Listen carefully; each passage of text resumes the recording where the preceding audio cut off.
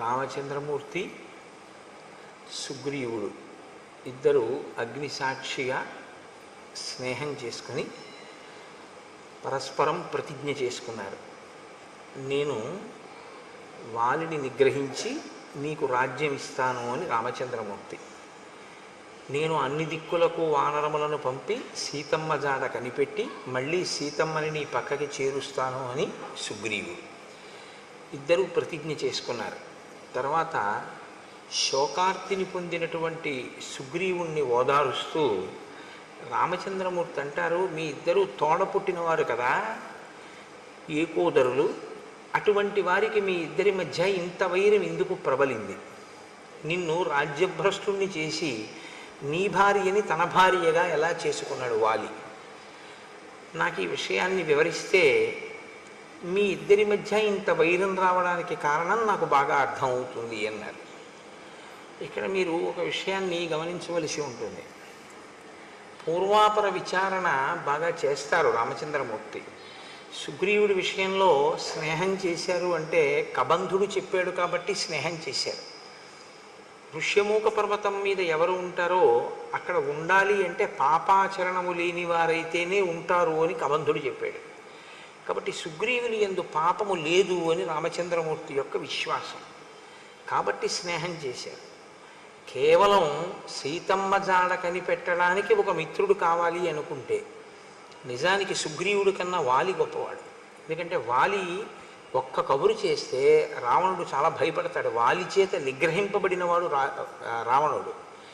కాబట్టి ఆయన అలా కావాలి అనుకుంటే సహాయం వాలితోనే స్నేహం చేయొచ్చు. రాముడికి తన కార్యం నడవడం ప్రధానం కాదు, ధర్మం నిలబడి అనుషంగికంగా తన కార్యం నడవాలి తప్ప ధార్మికమైన మార్గము కాని రీతిలో తన కార్యాన్ని చక్కపెట్టుకోవడం అనేటటువంటిది రాముడికి సుతారము ఇష్టం ఉంటుంది. ఆయనకి ముందేది అంటే ధర్మం. సత్యధర్మములు రెండింటినీ రెండు పాదములుగా పెట్టుకుని నడుస్తాడు. కాబట్టి రాముని యొక్క నడక, రాముని యొక్క ఆయనము రామాయణమైంది. కనుక ఆయన సుగ్రీవుడితో స్నేహం చేసి అన్నదమ్ముల మధ్య వైరానికి కారణం అడుగుతున్నాడు. ఇది రామచంద్రమూర్తి అడగడం ఆయనకి కొద్దిగా ఆశ్చర్యంగానే ఉంటుంది. ఎందుకంటే రామలక్ష్మణ భరత శత్రుఘ్నులు నలుగురు కూడా అంత అన్యోన్యమైనటువంటి సోదర ప్రేమ కలిగిన వారు. ఇంత సోదర ప్రేమ కలిగినటువంటి అనుభవం ఉన్నవాడే కానీ అన్నదమ్ముల్లో ఇంత దారుణంగా తమ్ముడి భార్యని తన భార్యని చేసుకుని తమ్ముణ్ణి రాజ్యం నుంచి వెళ్ళగొట్టినటువంటి అన్నగారిని చూడడం అనేటటువంటిది రామచంద్రమూర్తికి కించిత్ కొత్తతనంగానే ఉంటుంది. కాబట్టి ఆయన కారణం అడిగారు, అసలు ఏ కారణం చేత నువ్వు బయటికి పంపబడ్డావు అంటే సుగ్రీవుడు చెప్తున్నాడు, వాలీనామ మమ భ్రాత జ్యేష్ఠ శత్రునిషూదన పితుర్బహుమతో నిత్యం మమాపి చ తథాపుర. నేను వాలి అన్నదమ్ములం. నా తండ్రి గారు వాలిని చాలా ప్రేమించాడు, పెద్ద కొడుకు కనుక. నేను కూడా వాలిని చాలా ప్రేమించాను, వాలిని చాలా గౌరవించాను. మా తండ్రి గారు శరీరాన్ని విడిచిపెట్టిన తరువాత జ్యేష్ఠ కుమారుడు కనుక వాలికి పట్టాభిషేకం జరిగింది. ఆయన రాజ్యాన్ని చేస్తున్నాడు. రాజ్యం ప్రశాసతస్తస్య పితృపైతామహం మహత్ అహం సర్వేషు కాలేషు ప్రణతః ప్రేష్యవత్స్థిత. వాలి రాజ్యం చేసేటటువంటి సమయంలో తాతలు తండ్రుల దగ్గర నుండి వచ్చినటువంటి రాజ్యాన్ని వాలి పరిపాలన చేసినటువంటి సమయంలో కూడా, అంటే రాజ్యమునందు వాలి ప్రతిష్ఠింపక పూర్వము, రాజ్యమునందు వాలి ప్రతిష్ఠింపబడిన తరువాత కూడా నేను ఆయన్ని ఒక సేవకుడు ఎలా గౌరవిస్తాడో అంత మర్యాదతో అంత గొప్పగా సేవించాను. అంటే నేను ఒక తమ్ముణ్ణి అన్న భావనతో ఎప్పుడు అహంకరించలేదు. నేను ఒక సేవకుడును అన్న భావనతోనే నేను వాలిని అనువర్తించాను. అంత గౌరవంగానూ చూశాను. ఒకానొకప్పుడు మాయావీనామ తేజస్వి పూర్వజో దుందుభేశ్రుత తేన తస్య మహద్వైరం స్త్రీకృతం విశ్రుతం పురా. ఒక స్త్రీ కారణంగా వాలికి మాయావి అనబడేటటువంటి ఒక రాక్షసునికి వైరం వచ్చింది. ఈ మాయావి మయుని యొక్క కుమారులలో పెద్దవాడు. అంటే మీకు వాలి యొక్క శీలం ఎటువంటిది, సుగ్రీవుని యొక్క శీలం ఎటువంటిది? ఒక గీత గీసి మహర్షి మాటల్లోనే చూపిస్తూ ఉంటారు. ఒక స్త్రీ కారణంగా వైరం, అంటే ఒకే స్త్రీని ఇద్దరు కాంక్షించి ఉన్నారు కాబట్టి వాలికి మయుడికి మధ్యలో అభిప్రాయ భేదాలు వచ్చాయి.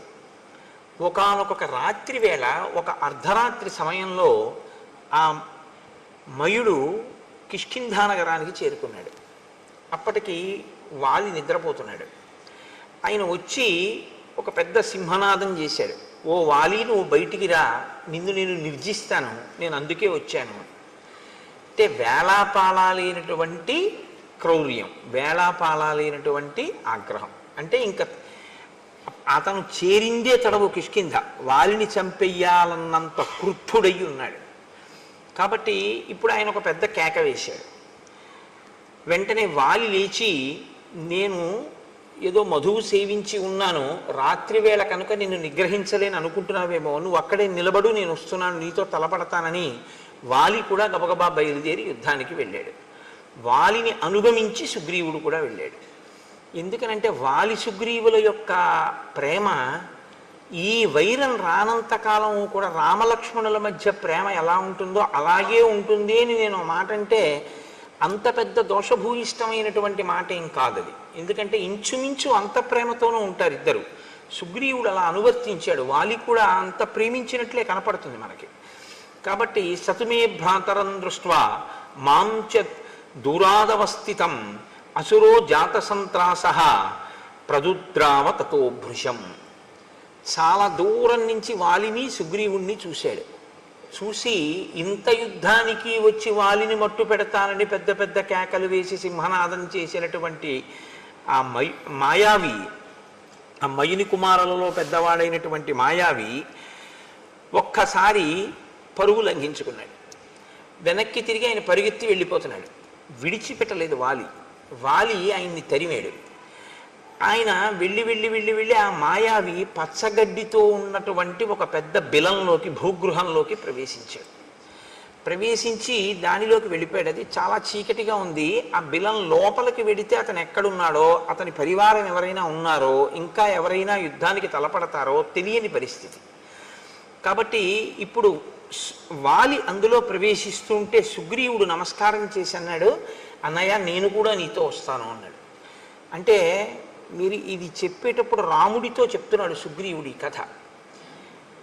సుగ్రీవుని యొక్క మనస్సు ఎంత పరిశుద్ధంగా ఉందో, అన్న పట్ల భిన్నాభిప్రాయం ఉన్నవాడు కాడు, అన్న రాజ్యాన్ని కైవసం చేసుకుందామనేటటువంటి ఉద్దేశ్యం ఉన్నవాడు కాడు. కాబట్టి అన్న నేను నిన్ను అనుగమించి ఈ భూగృహంలోకి వస్తాను అన్నాడు. శాపయిత్వాతు మాం పద్భ్యాం ప్రవివేశ బిలం మహత్. వాలి అన్నాడు, నేను నా పాదముల మీద ఒట్టు పెడుతున్నాను, నువ్వు నాతో రావద్దు. నేను లోపలికి వెళ్ళి ఆ రాక్షసుల్ని మట్టు పెట్టి తిరిగి వస్తాను, నేను తిరిగి వచ్చే వరకు నువ్వు ఈ బిలద్వారం దగ్గర కాపు కాయి. కాబట్టి ఇప్పుడు నేను ఈ మాట పూర్వం అరణ్యకాండలో రామచంద్రమూర్తి కూడా ఓసారి అన్నారు, నా పాదముల మీద ఒట్టు, నువ్వు సీతమ్మని తీసుకుని గుహలోకి వెళ్ళు, నేను యుద్ధం చేస్తాను 14,000 మంది కరదూషణాదులతోనని. కాబట్టి ఇప్పుడు సుగ్రీవుడు బిలద్వారం దగ్గర నిలబడ్డాడు. వాలి అత్యంత వేగంతో ఆ బిలంలోకి ప్రవేశించాడు. తస్య ప్రవిష్టస్య బిలం సాగ్రహ సంవత్సరో గతః.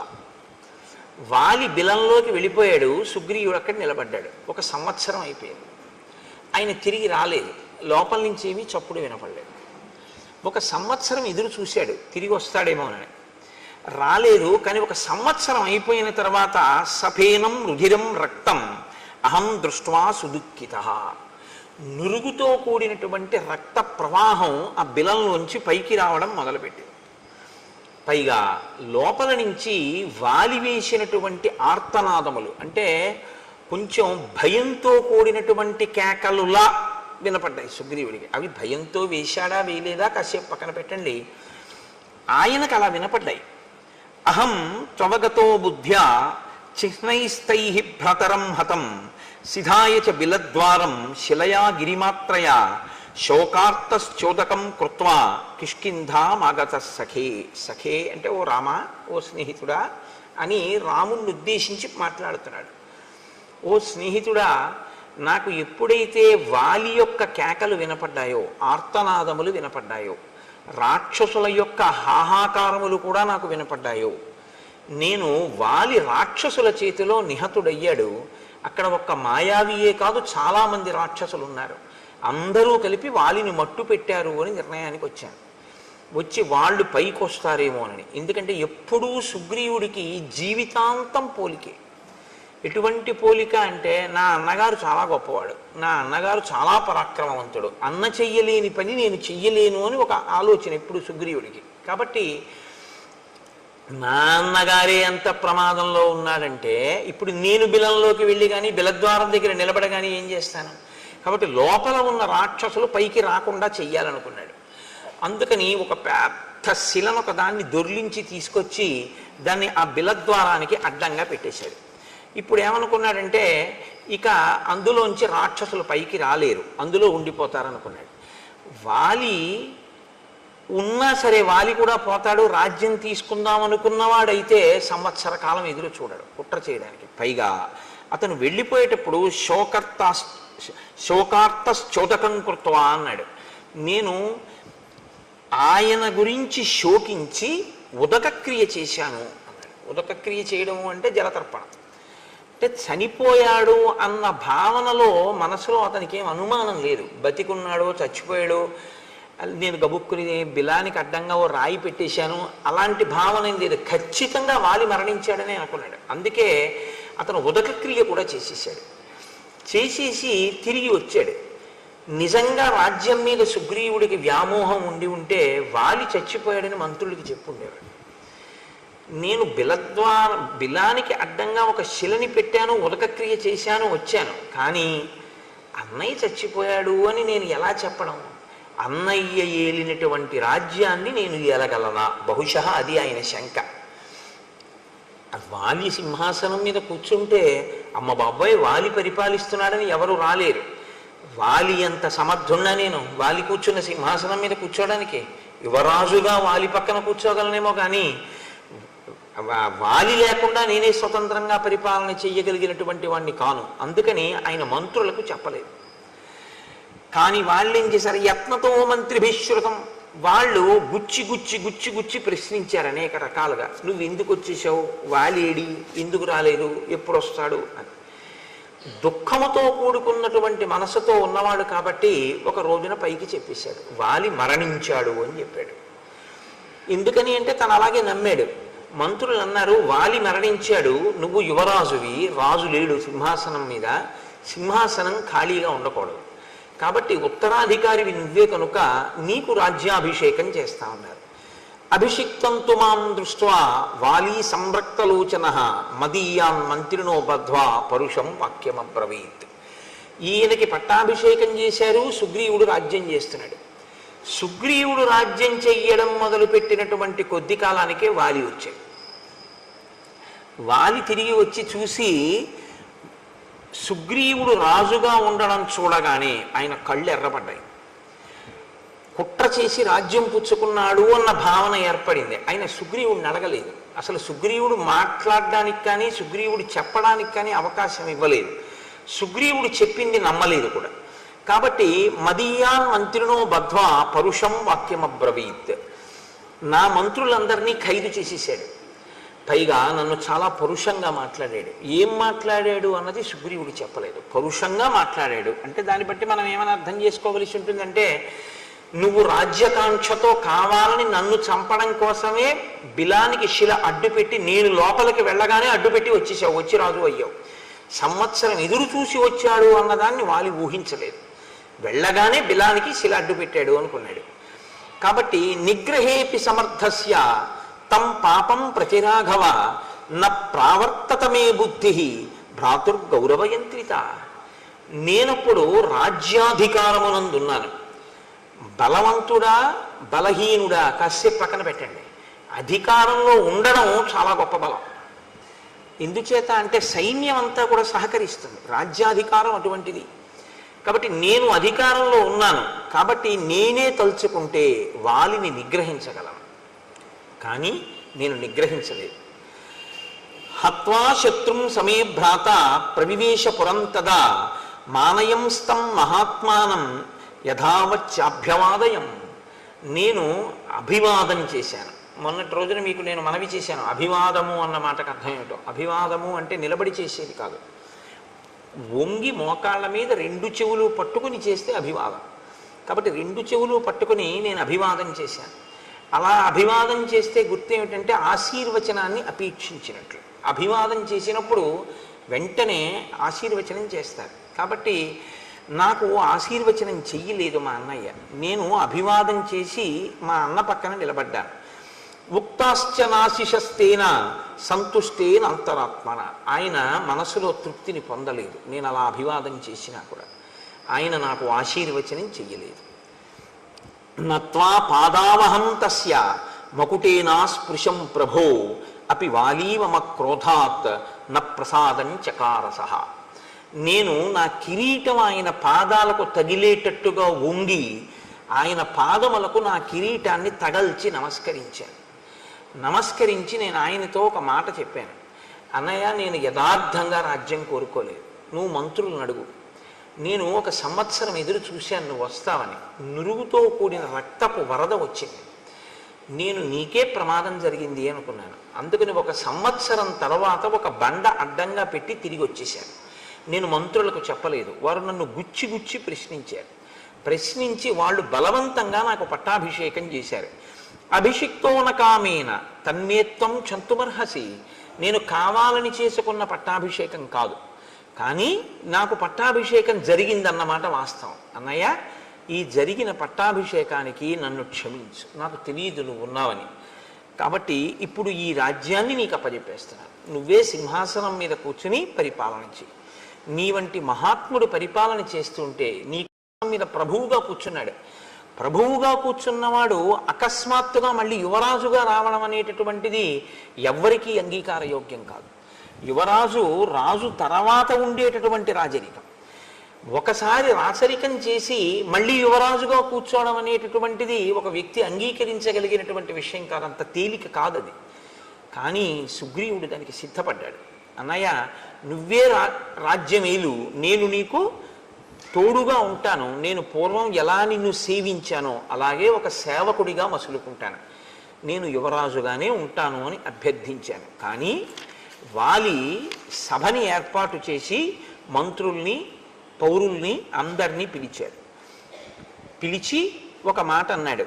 జరిగిన కథంతా చెప్పాడు. మాయావి వెంట మేము పరిగెత్తడం, తను బిలంలోకి వెళ్ళడం అన్నీ చెప్పి ఆ సభలో ఉన్న వారితో ఏం చెప్పాడంటే, ఈ దుర్మార్గుడు రాజ్యాన్ని కాంక్షించి నేను బిలంలోకి వెళ్ళగానే శిల అడ్డుపెట్టి వెళ్ళిపోయాడు. నేను తీరా మాయావిని వెతుక్కుంటూ లోపలికి వెళ్ళినటువంటి 1 సంవత్సరం తర్వాత నాకు ఆ మాయావి కనపడ్డాడంటే అది ఎంత పెద్ద బిలమో. ఆయనతో పాటు అక్కడ చాలామంది రాక్షసులు ఉన్నారు. నేను ఈ రాక్షసులందరినీ పరిమార్చాను. గుహ నెత్తుటితో నిండిపోయింది. నెత్తుటితో నిండిపోతే నేను ఆ గుహ నుంచి బయటపడవలసి వచ్చింది. తీరా నేను లోపల నుంచి సుగ్రీవా సుగ్రీవా సుగ్రీవా అని ఎంత అరిచినా నాకు జవాబు రాలేదు. నేను బయటికి వెడదామని వస్తే శిల అడ్డు పెట్టేసింది. నేను నా పాదములతో అనేక పర్యాయములు ఆ శిలని తన్నాను. తంటే ఆ శిల బద్దలైంది. బద్దలైన తర్వాత నేను బయటికి రాగలిగాను. ఈ క్రూరాత్ముడు ఇంత దుశ్చర్య చేసి నువ్విక్కడ ఉండు అని చెప్తే ఉండడం మానేసి శిలని అడ్డుపెట్టి ఇక్కడికొచ్చి రాజ్యాన్ని తీసుకున్నాడు. కాబట్టి వీడు నా పట్ల క్రూరంగా వ్యవహరించాడు, కాబట్టి నేను వీడిని చంపేస్తానన్నాడు అని నా భార్య రుమని తన భార్యగా స్వీకరించాడు. ఇక్కడ మీరు ఒక విషయాన్ని గమనించవలసి ఉంటుంది. తార అని ఒక ఆవిడ ఉంది, వాలి భార్య. వాలి భార్య తార, సుగ్రీవుడి భార్య రుమ. వాలి తారతో కలిసి రాజ్యం వెళుతుండేవాడు. వాలి మరణించాడు అని తెలిసిన తర్వాత, అంటే వాలి మరణించాడు అనుకున్న తర్వాత ఆమె సుగ్రీవుడికి భార్య అయింది తార. వాలి వచ్చేంత వరకు సుగ్రీవుడి భార్యగానే ఉంది తార. సుగ్రీవుణ్ణి తరిమేశారు. తరిమేశాక ఆవిడ మళ్ళీ వాలి భార్య అయింది. మళ్ళీ తర్వాత సుగ్రీవుడు వాలిని చంపేశాడు. ఆమె మళ్ళీ సుగ్రీవుడికి భార్య అయింది. మరి అప్పుడు సుగ్రీవుడి యందు మాత్రం దోషం లేదా? మరి అప్పుడు రాముడు ఎలా ఊరుకున్నాడు? చంపిన తరువాత వాలిని వాలి భార్య తారని సుగ్రీవుడు చేపడితే అది కూడా దోషమేగా, వదిన గారిని స్వీకరించడం తల్లితో సమానం కదా.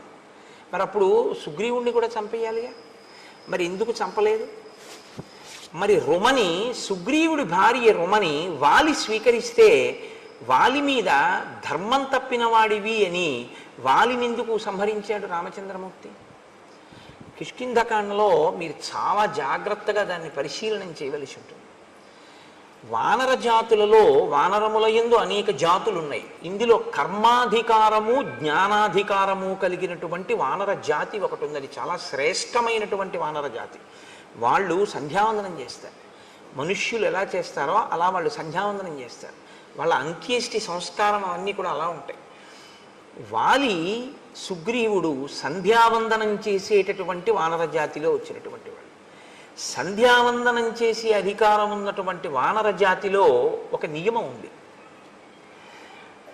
అన్న వదిన, తమ్ముడు మరదలు, రెండు జంటలు ఉండగా ఏ కారణం చేతనైనా అన్నగారు కానీ తమ్ముడు కానీ మరణిస్తే, మరదలు కానీ వదిన గారు కానీ మిగిలినటువంటి వారిని, అంటే ఒక ఉదాహరణ చెప్పాలి అంటే అన్నగారు మరణించాడు అనుకోండి, ఇప్పుడు ఆ వదిన గారు తనంత తాను కోరుకుంటే తమ్ముడికి భార్య అవ్వచ్చు. అలాగే తమ్ముడు మరణించాడు అనుకోండి, తమ్ముడి భార్య కోరుకుంటే అన్నగారికి భార్య కావచ్చు. అది వాళ్ళ ధర్మం, వాళ్ళ నియమం. అది మీరు మన నియమాలని తీసుకెళ్ళి అక్కడ పెట్టకండి. వాళ్ళ నియమం అలా ఉంది, అది వాళ్ళకి ధర్మబద్ధం. కాబట్టి వాలి భార్యగా తార ఉన్నంతకాలం సుగ్రీవుడు ఎప్పుడు స్వీకరించలేదు. వాలి మరణించాడు అని పరిపూర్ణంగా నమ్మాడని గుర్తు ఏమిటంటే పట్టాభిషేకం చేసుకుని తారని కూడా తీసుకున్నాడు. ఆవిడ అంగీకరించింది సుగ్రీవుడు భార్యగా ఉండడానికి, కాబట్టి స్వీకరించాడు. ఇప్పుడు తప్పు లేదు. సుగ్రీవుడు కళ్ళ ముందు బతికున్నాడని వాలికి తెలుసు, తెలిసి రుమని స్వీకరించాడు, ధర్మం తప్పాడు, అందుకుని చంపాడు. ఇది మీరు పట్టుకోవలసి ఉంటుంది. తర్వాత సుగ్రీవుడు మరణించాడు, వాలి మరణించాడు. వాలి మరణించిన తరువాత వాలి భార్య తార ఇప్పుడు భర్త పోయాడు కాబట్టి కోరుకుంటే ఆయన తమ్ముడికి భార్యగా వెళ్ళవచ్చు. కాబట్టి తార తమ్ముడికి భార్యగా వెళ్ళింది. రాముడు జోక్యం చేసుకోండి. ఆ ధర్మ సూక్ష్మాన్ని మీరు పట్టుకోవాలి. కిష్కింధకాండలో ఈ విషయాన్ని మీరు జాగ్రత్తగా పట్టుకోకపోతే ఏమవుతుందంటే రాముడు వాలినే ఎందుకు నిగ్రహించాడు, సుగ్రీవుణ్ణి ఎందుకు నిగ్రహించలేదు అన్నది ఒక పెద్ద ప్రశ్నగా నిలబడిపోతుంది. కాబట్టి నేను అనుకుంటున్నా ఇప్పుడు మీకు స్పష్టమైంది అని నేను అనుకుంటున్నాను. రాముడు ధర్మాత్ముడు, ఆయన ధర్మాన్నే నిలబెడుతూ ఉంటాడు ఇప్పుడు. కాబట్టి రామ, నేను బ్రతికుండగా నన్ను చంపడానికి ప్రయత్నం చేసి ఈ భూమండలం అంతా తిరిగాను వాలి తరువుకొస్తే. ఋష్యమూక పర్వతం మీదకి వచ్చి కూర్చున్నాను. కిష్కింధ పక్కనే ఉంది ఋష్యమూక పర్వతం. ఆఖరికి నేను ఈ ఋష్యమూకం మీదే కూర్చున్నాను. ఒక కారణం వల్ల ఇక్కడికి వాలి రాడు, అంతే చెప్పాడు. అప్పటికే ఆ మాటే చెప్పాడు. ఒకానొక కారణం చేత వాలి ఇక్కడికి రాలేడు. వాలే కాదు, వాలి అనుచరులు కూడా రాలేడు. అందుకని నేను ఇక్కడ ఉన్నాను, కానీ ప్రాణాలు అరచేత పెట్టుకుని ఉన్నాను. ఎందుకంటే నన్ను చంపాలి అని కృతకృత్యుడై ఉన్నాడు. ఎలాగైనా తమ్ముడిని చంపేస్తానంటున్నాడు. అందుకని ఏ క్షణంలో ఎవరిని పంపి నన్ను చంపుతాడోనని భయపడడం వల్లే మీ ఇద్దరిని చూసినప్పుడు కూడా వాలే పంపాడు అని నేను అంత భయపడ్డాను. నేను బ్రతికుండగా నా భార్య రుమని తన భార్యగా వాలి అనుభవిస్తున్నాడు. ఇది వాలి చేసినటువంటి ద్రోహం. అందుకని వాలిని సంహరించి నాకు రాజ్యాన్ని భార్యని ఇప్పించవలసింది అని నిన్ను ప్రార్థిస్తున్నాను అన్నాడు.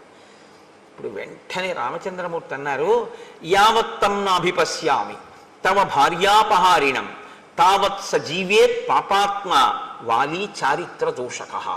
ఆయన తీర్పు చెప్తారు. చారిత్ర దోషక, నడవడి లేనివాడు. ధర్మం తెలియదా? తెలుసు. అలా చేపట్టకూడదు రుమనని తెలుసు, చేపట్టాడు. ఎలా చేపట్టాడు? తమ్ముడు బతికుండగా చేపట్టాడు, కాబట్టి ధర్మం తప్పాడు. ధర్మం తప్పినటువంటి ఆ వాలిని ఇక నేను బతకనివ్వను. నా కంటికి వాలి ఎంతకాలము కనపడడో అంతకాలమే బ్రతికుంటాడు. నా కంటికి వాలి కనపడిన ఉత్తర క్షణంలో వాలి మరణిస్తాడు. కాబట్టి నువ్వు ఇవ్వాలే, ఇప్పుడే బయలుదేరి కిష్కింధకి యుద్ధానికి పిలు. బయటికి వస్తాడు, నేను వాలిని చంపేస్తాను. సరే, బయలుదేరారు. ఆ వాలి, ఆ సుగ్రీవుడు రామచంద్రమూర్తితో మీ పరాక్రమం మీద నాకు ఎటువంటి అనుమానం లేదు, మీరు ఇంద్రుడితో తుల్యమైన వారు, మీరు వాలిని నిగ్రహించగలరు, వాలినేమి 3 లోకములనే నిగ్రహించగలరు, అంతటి పరాక్రమ సంపన్నులు.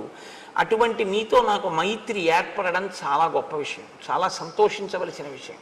రాజ్యభ్రష్టుడైన ఒక వానరుణ్ణి నేను, అటువంటి వానరుడితో మీరు స్నేహం చేశారు. పైకి అంటూ ఉంటాడు ఈ మాటలు, కానీ సుగ్రీవుడి మనసులో ఉన్న భావనలన్నీ వేరు ఈ సందర్భంలో. ఎందుకో తెలుసా అండి, ఆయన ఎప్పుడైనా సరే లక్ష్మణుడిని అసలు కూర్చోమని చెప్పడం. ఆయన ఎప్పుడైనా కూర్చోమంటే రాముణ్ణే కూర్చోమంటాడు. రాముణ్ణి కూడా ఎలా కూర్చోమంటాడంటే, ఒక కొమ్మ విరిచి వేసి 2 పర్యాయాలు చేశాడు అలాగా.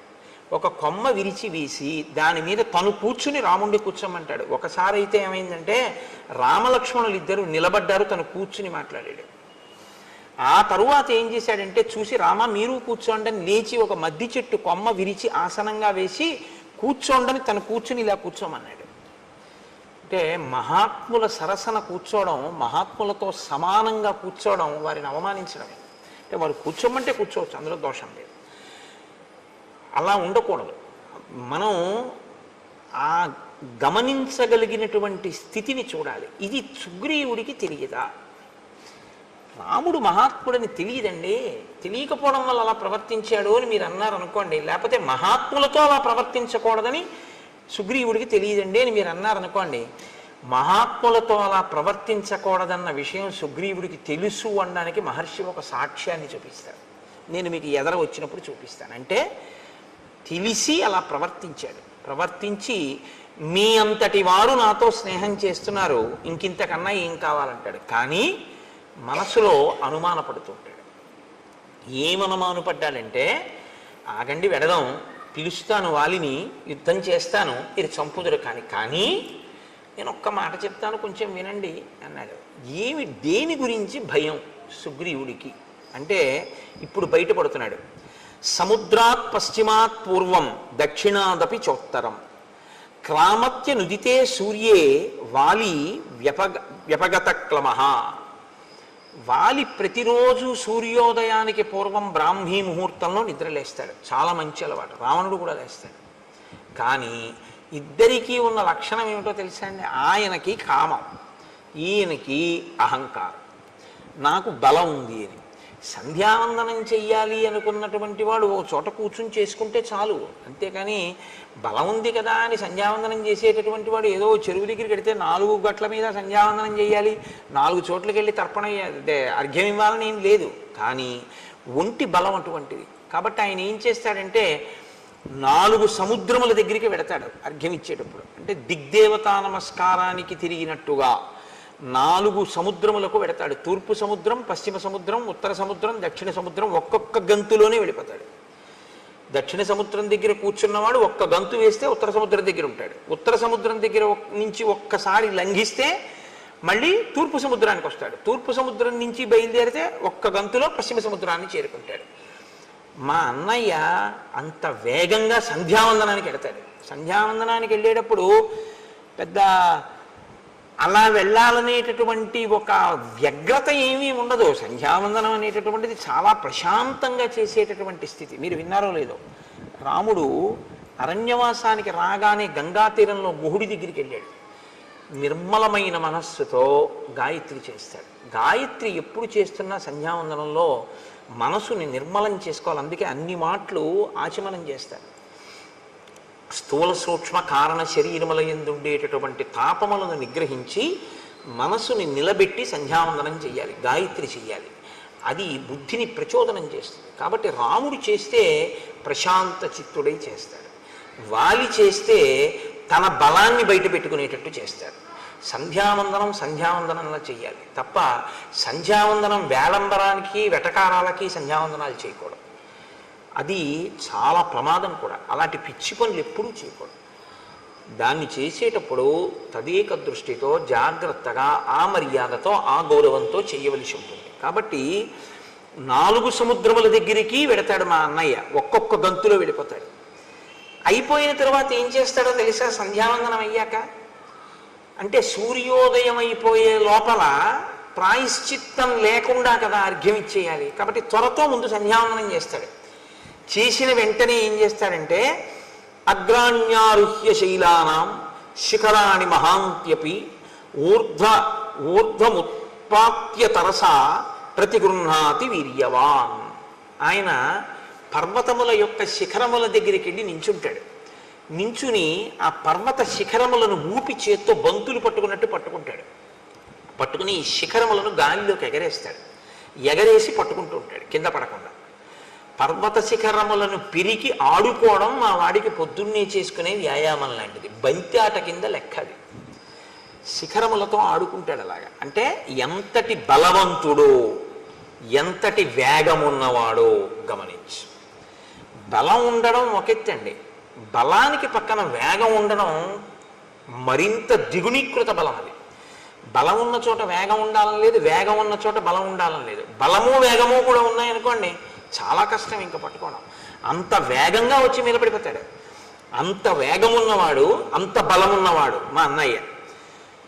బహవః సారవంతశ్చ వనేషు వివిధాద్రుమాః వాలినా తరసా భగ్న బలం ప్రథయతాత్మనః.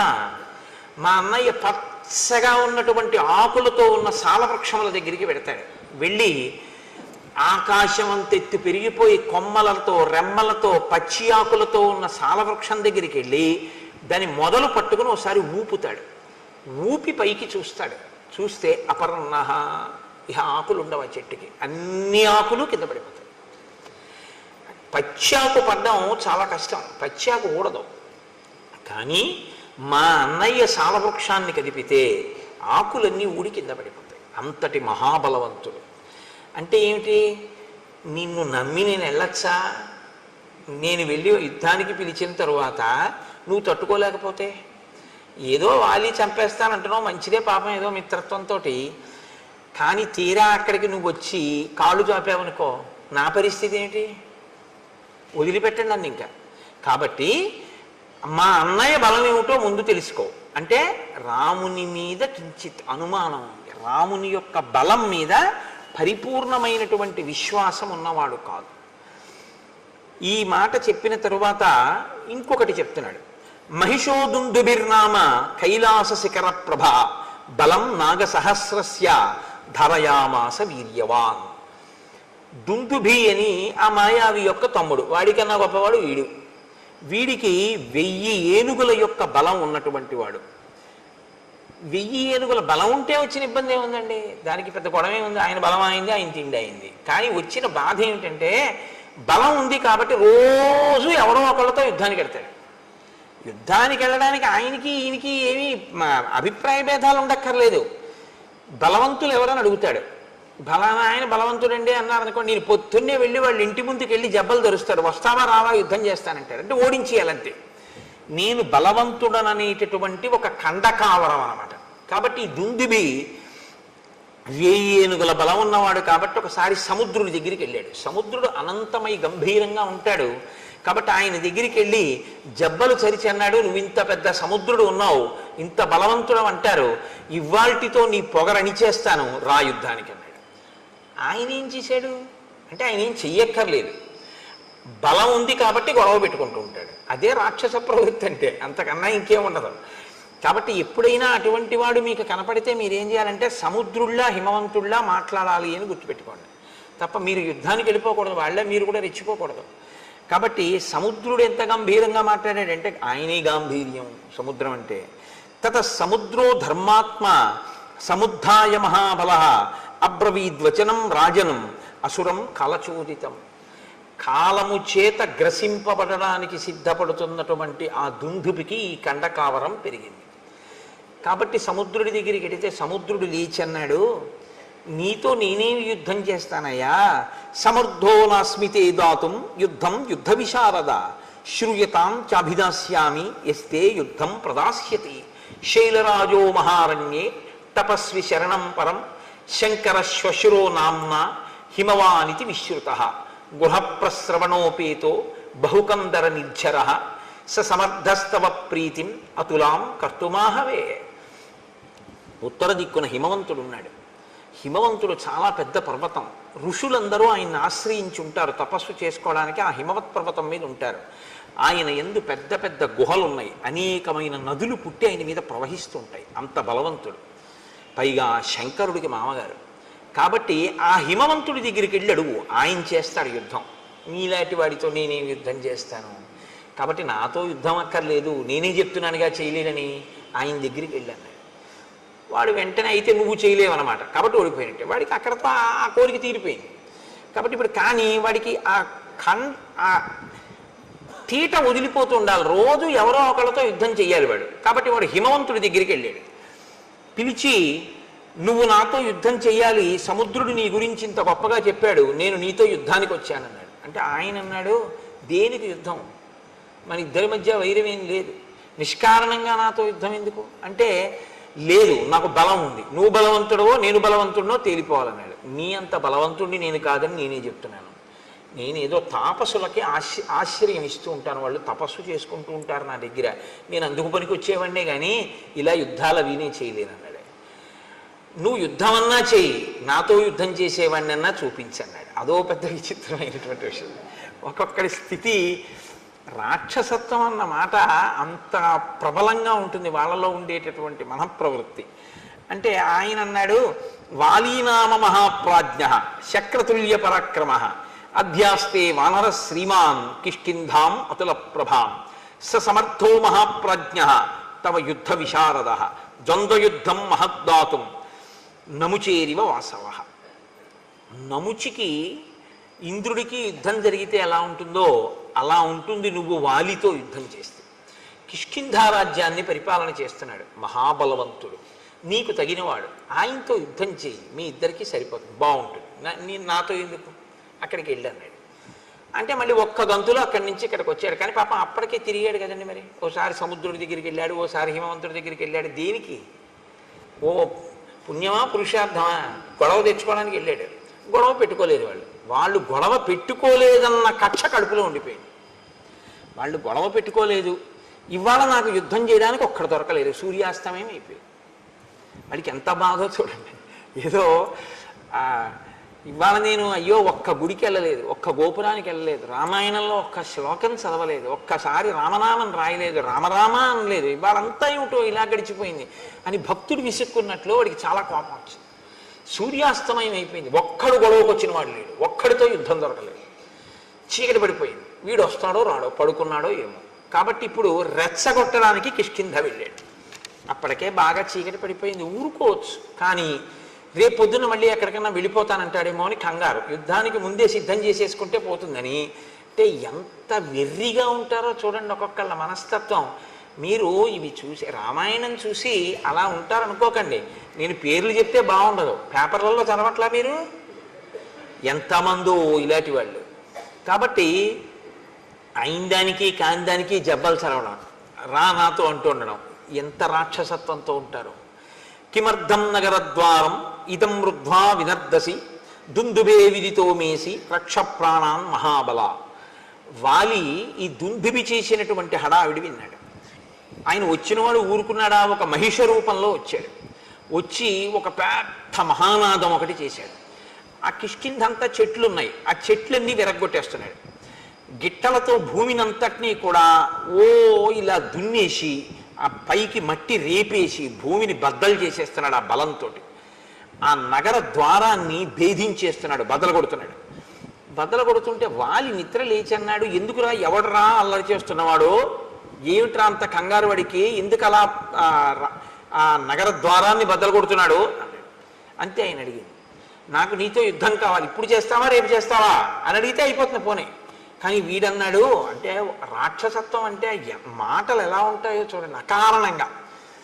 నత్వం స్త్రీ సన్నిధౌ వీర వచనం వక్తుమర్హసి మమ యుద్ధం ప్రయచ్ఛాత్య తతో జ్ఞాస్యామి తే బలం. ఆడాళ్ళ దగ్గర కూర్చొని అరవడం కాదు. అంటే మరి రాత్రి అయిపోయింది, అంతఃపురవాసంలో రాణుల దగ్గర కదా ఉంటాడు, ఆడవాళ్ళ దగ్గర ఉండి ఏదో పెద్ద వీరుళ్ళ ఎవడరా అని అడగడం కాదు, రా యుద్ధానికి, నీ బలం ఏంటో తేల్చేస్తానన్నాడు. ఎవరు అసలు వాడు, ఏమీ చెప్పడం, కంగారు అనుకుని మళ్ళీ ఏమనుకున్నాడో వెంటనే అభయం ఇచ్చాడు. ఫోన్లే చీకటి పడిపోయాక వచ్చాను కదా అని, అధమాధారయిష్యామి క్రోధమధ్య నిశామిమా గృహ్యతాం ఉదయ స్వైరం కామభోగీషు వానర. పోన్లే ఎలాగోలా కష్టపడి రేపు పొద్దుటి వరకు నేను ఈ కోపాన్ని ఇలాగే అట్టే పెట్టుకుంటాను, రేపు పొద్దున్న యుద్ధానికి రా, ఇవాళకి రాత్రి నీ రాణులతో హాయిగా కామోపభోగాన్ని అనుభవించు. ఎందుకు ఆ కోపాన్ని నిలబెట్టుకోవడం? ఎవడైనా కోపం వదిలేస్తానని చూడాలి. ఆయన అంటాడు చాలా కష్టం మీద రేపు పొద్దుటి వరకు కోపాన్ని నిలబెట్టుకుంటానంటాడు. అంటే దుష్టుడి యొక్క మనఃప్రవృత్తి ఎలా ఉంటుందో చూడండి. ఉత్తమే క్షణకోపస్య మధ్యమే ఘటికాద్వయం మధమే స్యాదహోరాత్రం పాపిస్తే మరణాంతక. కష్టపడి కోపం నిలబెట్టుకోవడం ఎందుకండి? అది పోతుంటే హాయిగా వదిలిపెట్టేయాలి దాన్ని. అమ్మాయి మన ప్రయత్నం లేకుండా పోయిందిరా అనుకోవాలి. కానీ వాడికి అలా చిత్తశాంతి లేదు, దాన్ని కష్టపడి నిలబెట్టుకుంటున్నాడు, గిట్టలతో గీరేస్తున్నాడు, చెట్ల కొమ్మలు అంటే రాత్రల్లా అలా చేస్తూ ఉంటాడు. నువ్వేం చేయాలి, వాలి ఏం చేయాలో చెప్తున్నాడు. ఇవాళ రాత్రికి నీ రాణులతో భోగించు. దీయతాం సంప్రదానంచ పరిష్వజ్య వానరాన్ సర్వశాఖా మృగేందస్త్వం సంసాదయ సుహృజ్జనాన్. నువ్వు దాన ధర్మాలు ఏమైనా చెయ్యాలనుకుంటున్నావేమో, ఇవాళ రాత్రి చేసేసి ఎవరికేమైనా ఇద్దామనుకుంటే ఇచ్చేసి. పరిష్వజ్య వానరాన్, ఎవరైనా నీకు ముఖ్యమైనటువంటి వానరుల్ని చూడాలంటే వాళ్ళని పిలిపించి కౌగిలించేసుకోసారి. ఎందుకంటే ఇవన్నీ అంటే ఖండకావరం నోటి తీట. సర్వశాఖా మృగేందస్వం సంసాదయ సుహృజ్జనాన్. ఒకసారి నీ సుహృత్తులు ఉంటారు, మంచి స్నేహితులు, మళ్ళీ చూడడం ఉండదు, రేపు పొద్దున చంపేస్తాను నేను, అందుకని వాళ్ళందరినీ పిలిచి ఓసారి చూసేసి. అంటే దేనికి చంపేస్తావు? ఏమి కారణం లేదు, తను బలవంతుడు అనిపించుకోవాలి కాబట్టి చంపేస్తాడంతే. సుదృష్టాం కురు కిష్కింధాం కురుష్వాత్మ సమంపురే క్రీడస్వచ సహ స్త్రీభి అహం తే దర్పనాశన. రేపు ఎలాగో నేను చంపేస్తాను ఉదయం, కాబట్టి ఇవాళ ఏం చేస్తావో తెలుసా? ఒకసారి ఆ కిష్కింధా సామ్రాజ్యాన్నంతటినీ ఓసారి చూసేసుకో. రాజు కాబట్టి నీకు ఆ మక్కు ఉంటుంది, ఓసారి ఆ రాజ్యం వంక చూడు. నీకు ఇష్టం కాబట్టి ఆ రాజధాని వంక కూడా ఓసారి చూసేయి. ఇవాళ రాత్రి నీకు ఇష్టమైనటువంటి స్త్రీలు ఎవరున్నారో వాళ్ళతో భోగించి రేపు పొద్దున నిన్ను చంపేస్తాను. యోహిమత్తం ప్రమత్తం వా సుప్తం వా రహితం భృశం హన్యాత్ స భ్రూణలోకే తద్విధం మదమోహితం. అసలు ఇప్పుడే చంపేద్దరు. ఎందుకు వదిలేస్తున్నానో తెలుసా? నువ్వు తాగి రాణులతో భోగం అనుభవిస్తూ ఉంటావు కాబట్టి, నిద్రపోతున్న వాణ్ణి, ఆయుధం లేనివాణ్ణి, యుద్ధానికి సిద్ధంగా లేనివాణ్ణి, ఏదో కామోపభోగంలో ఉన్నవాణ్ణి చంపడం అంటే భ్రూణహత్య, పసిపిల్లాన్ని చంపడంతో సమానం. కాబట్టి నేను అటువంటి పాపపు పనులు చేయనన్నాడు. మళ్ళీ ఇందులో మళ్ళీ పాపపుణ్య విచారణ ఒకటి వాడికి. రాక్షసత్వం అంటే అలాగే ఉంటుందండి, చాలా గమ్మత్తుగా ఉంటాయి వాళ్ళ మాటలు. కాబట్టి రేపొద్దున్న యుద్ధానికి రాను అంటే వాడికి వీడికన్నా సరదా వాడికి. వాడన్నాడు రేపొద్దుడి దాకా అయింది, నేను తాగిన అది వీరరసం, నేను మధుపానం చేసినా అది నన్నేం అడ్డదు, కాబట్టి నేను ఇప్పుడే చంపేస్తాను, రేపొద్దుడి దాకా అయింది, అవన్నీ నాకేం అవసరం లేదన్నాడు అని వెంటనే లోపలికి వెళ్ళి తమేవ ముక్త్వా సంక్రుద్ధో మాలాముక్షిప్య కాంచనీం పిత్రా దత్తాం మహేంద్రేణ యుద్ధాయ వ్యవతిష్ఠత. తన తండ్రి అయినటువంటి మహేంద్రుడిచ్చిన బంగారు మాల ఒకటి ఉంది, ఆ మాల తీసి మెడలో వేసుకున్నాడు. ఆ మాలకి ఒక శక్తి ఉంది, అది తనలోని తేజస్సుని తనలోని బలాన్ని క్షీణించిపోకుండా మాల స్వీకరించి కాపాడుతుంది. ఎదుటివారి బలాన్ని లాగేస్తుంది అని చెప్పకూడదు మీరు ఎప్పుడు. అది ఆయనలో తేజస్సుని ఆయనలో బలాన్ని క్షీణించిపోకుండా తనలోకి తీసుకుని కాపాడి మళ్ళీ ఇస్తూ ఉంటుంది. మహేంద్రుడిచ్చిన మాలకి ఆ శక్తి ఉంది. అందుకే అది మెడలో ఉన్నంతసేపు వాలి మరణించాడు. వాలి మరణించాలి అంటే అది మెడలోంచి తీసేయాలి, అది మెడలోంచి తీస్తేనే మరణిస్తాడు. కాబట్టి ఇప్పుడు ఆ హారాన్ని మెడలో వేసుకున్నాడు. వేసుకుని వెళ్ళి ఆ రెండు కొమ్ములు పట్టుకుని ఎవడరా దుందుభి నువ్వే అని అన్నాడు. అవును నేనే అన్నాడు. రేపు పొద్దుడు దాకా ఎందుకు ఇప్పుడు రా అని రెండు కొమ్ములు పట్టుకుని విరిచేశాడు. ఇంత అల్లరి చేసిన వాడు ఏమీ లేదు. 4 పిడిగుద్దులు గుద్దాడు, ముక్కులోంచి చెవుల్లోంచి నోట్లోంచి నెత్తురు కక్కుని ఢామ్మని చచ్చిపోయాడు.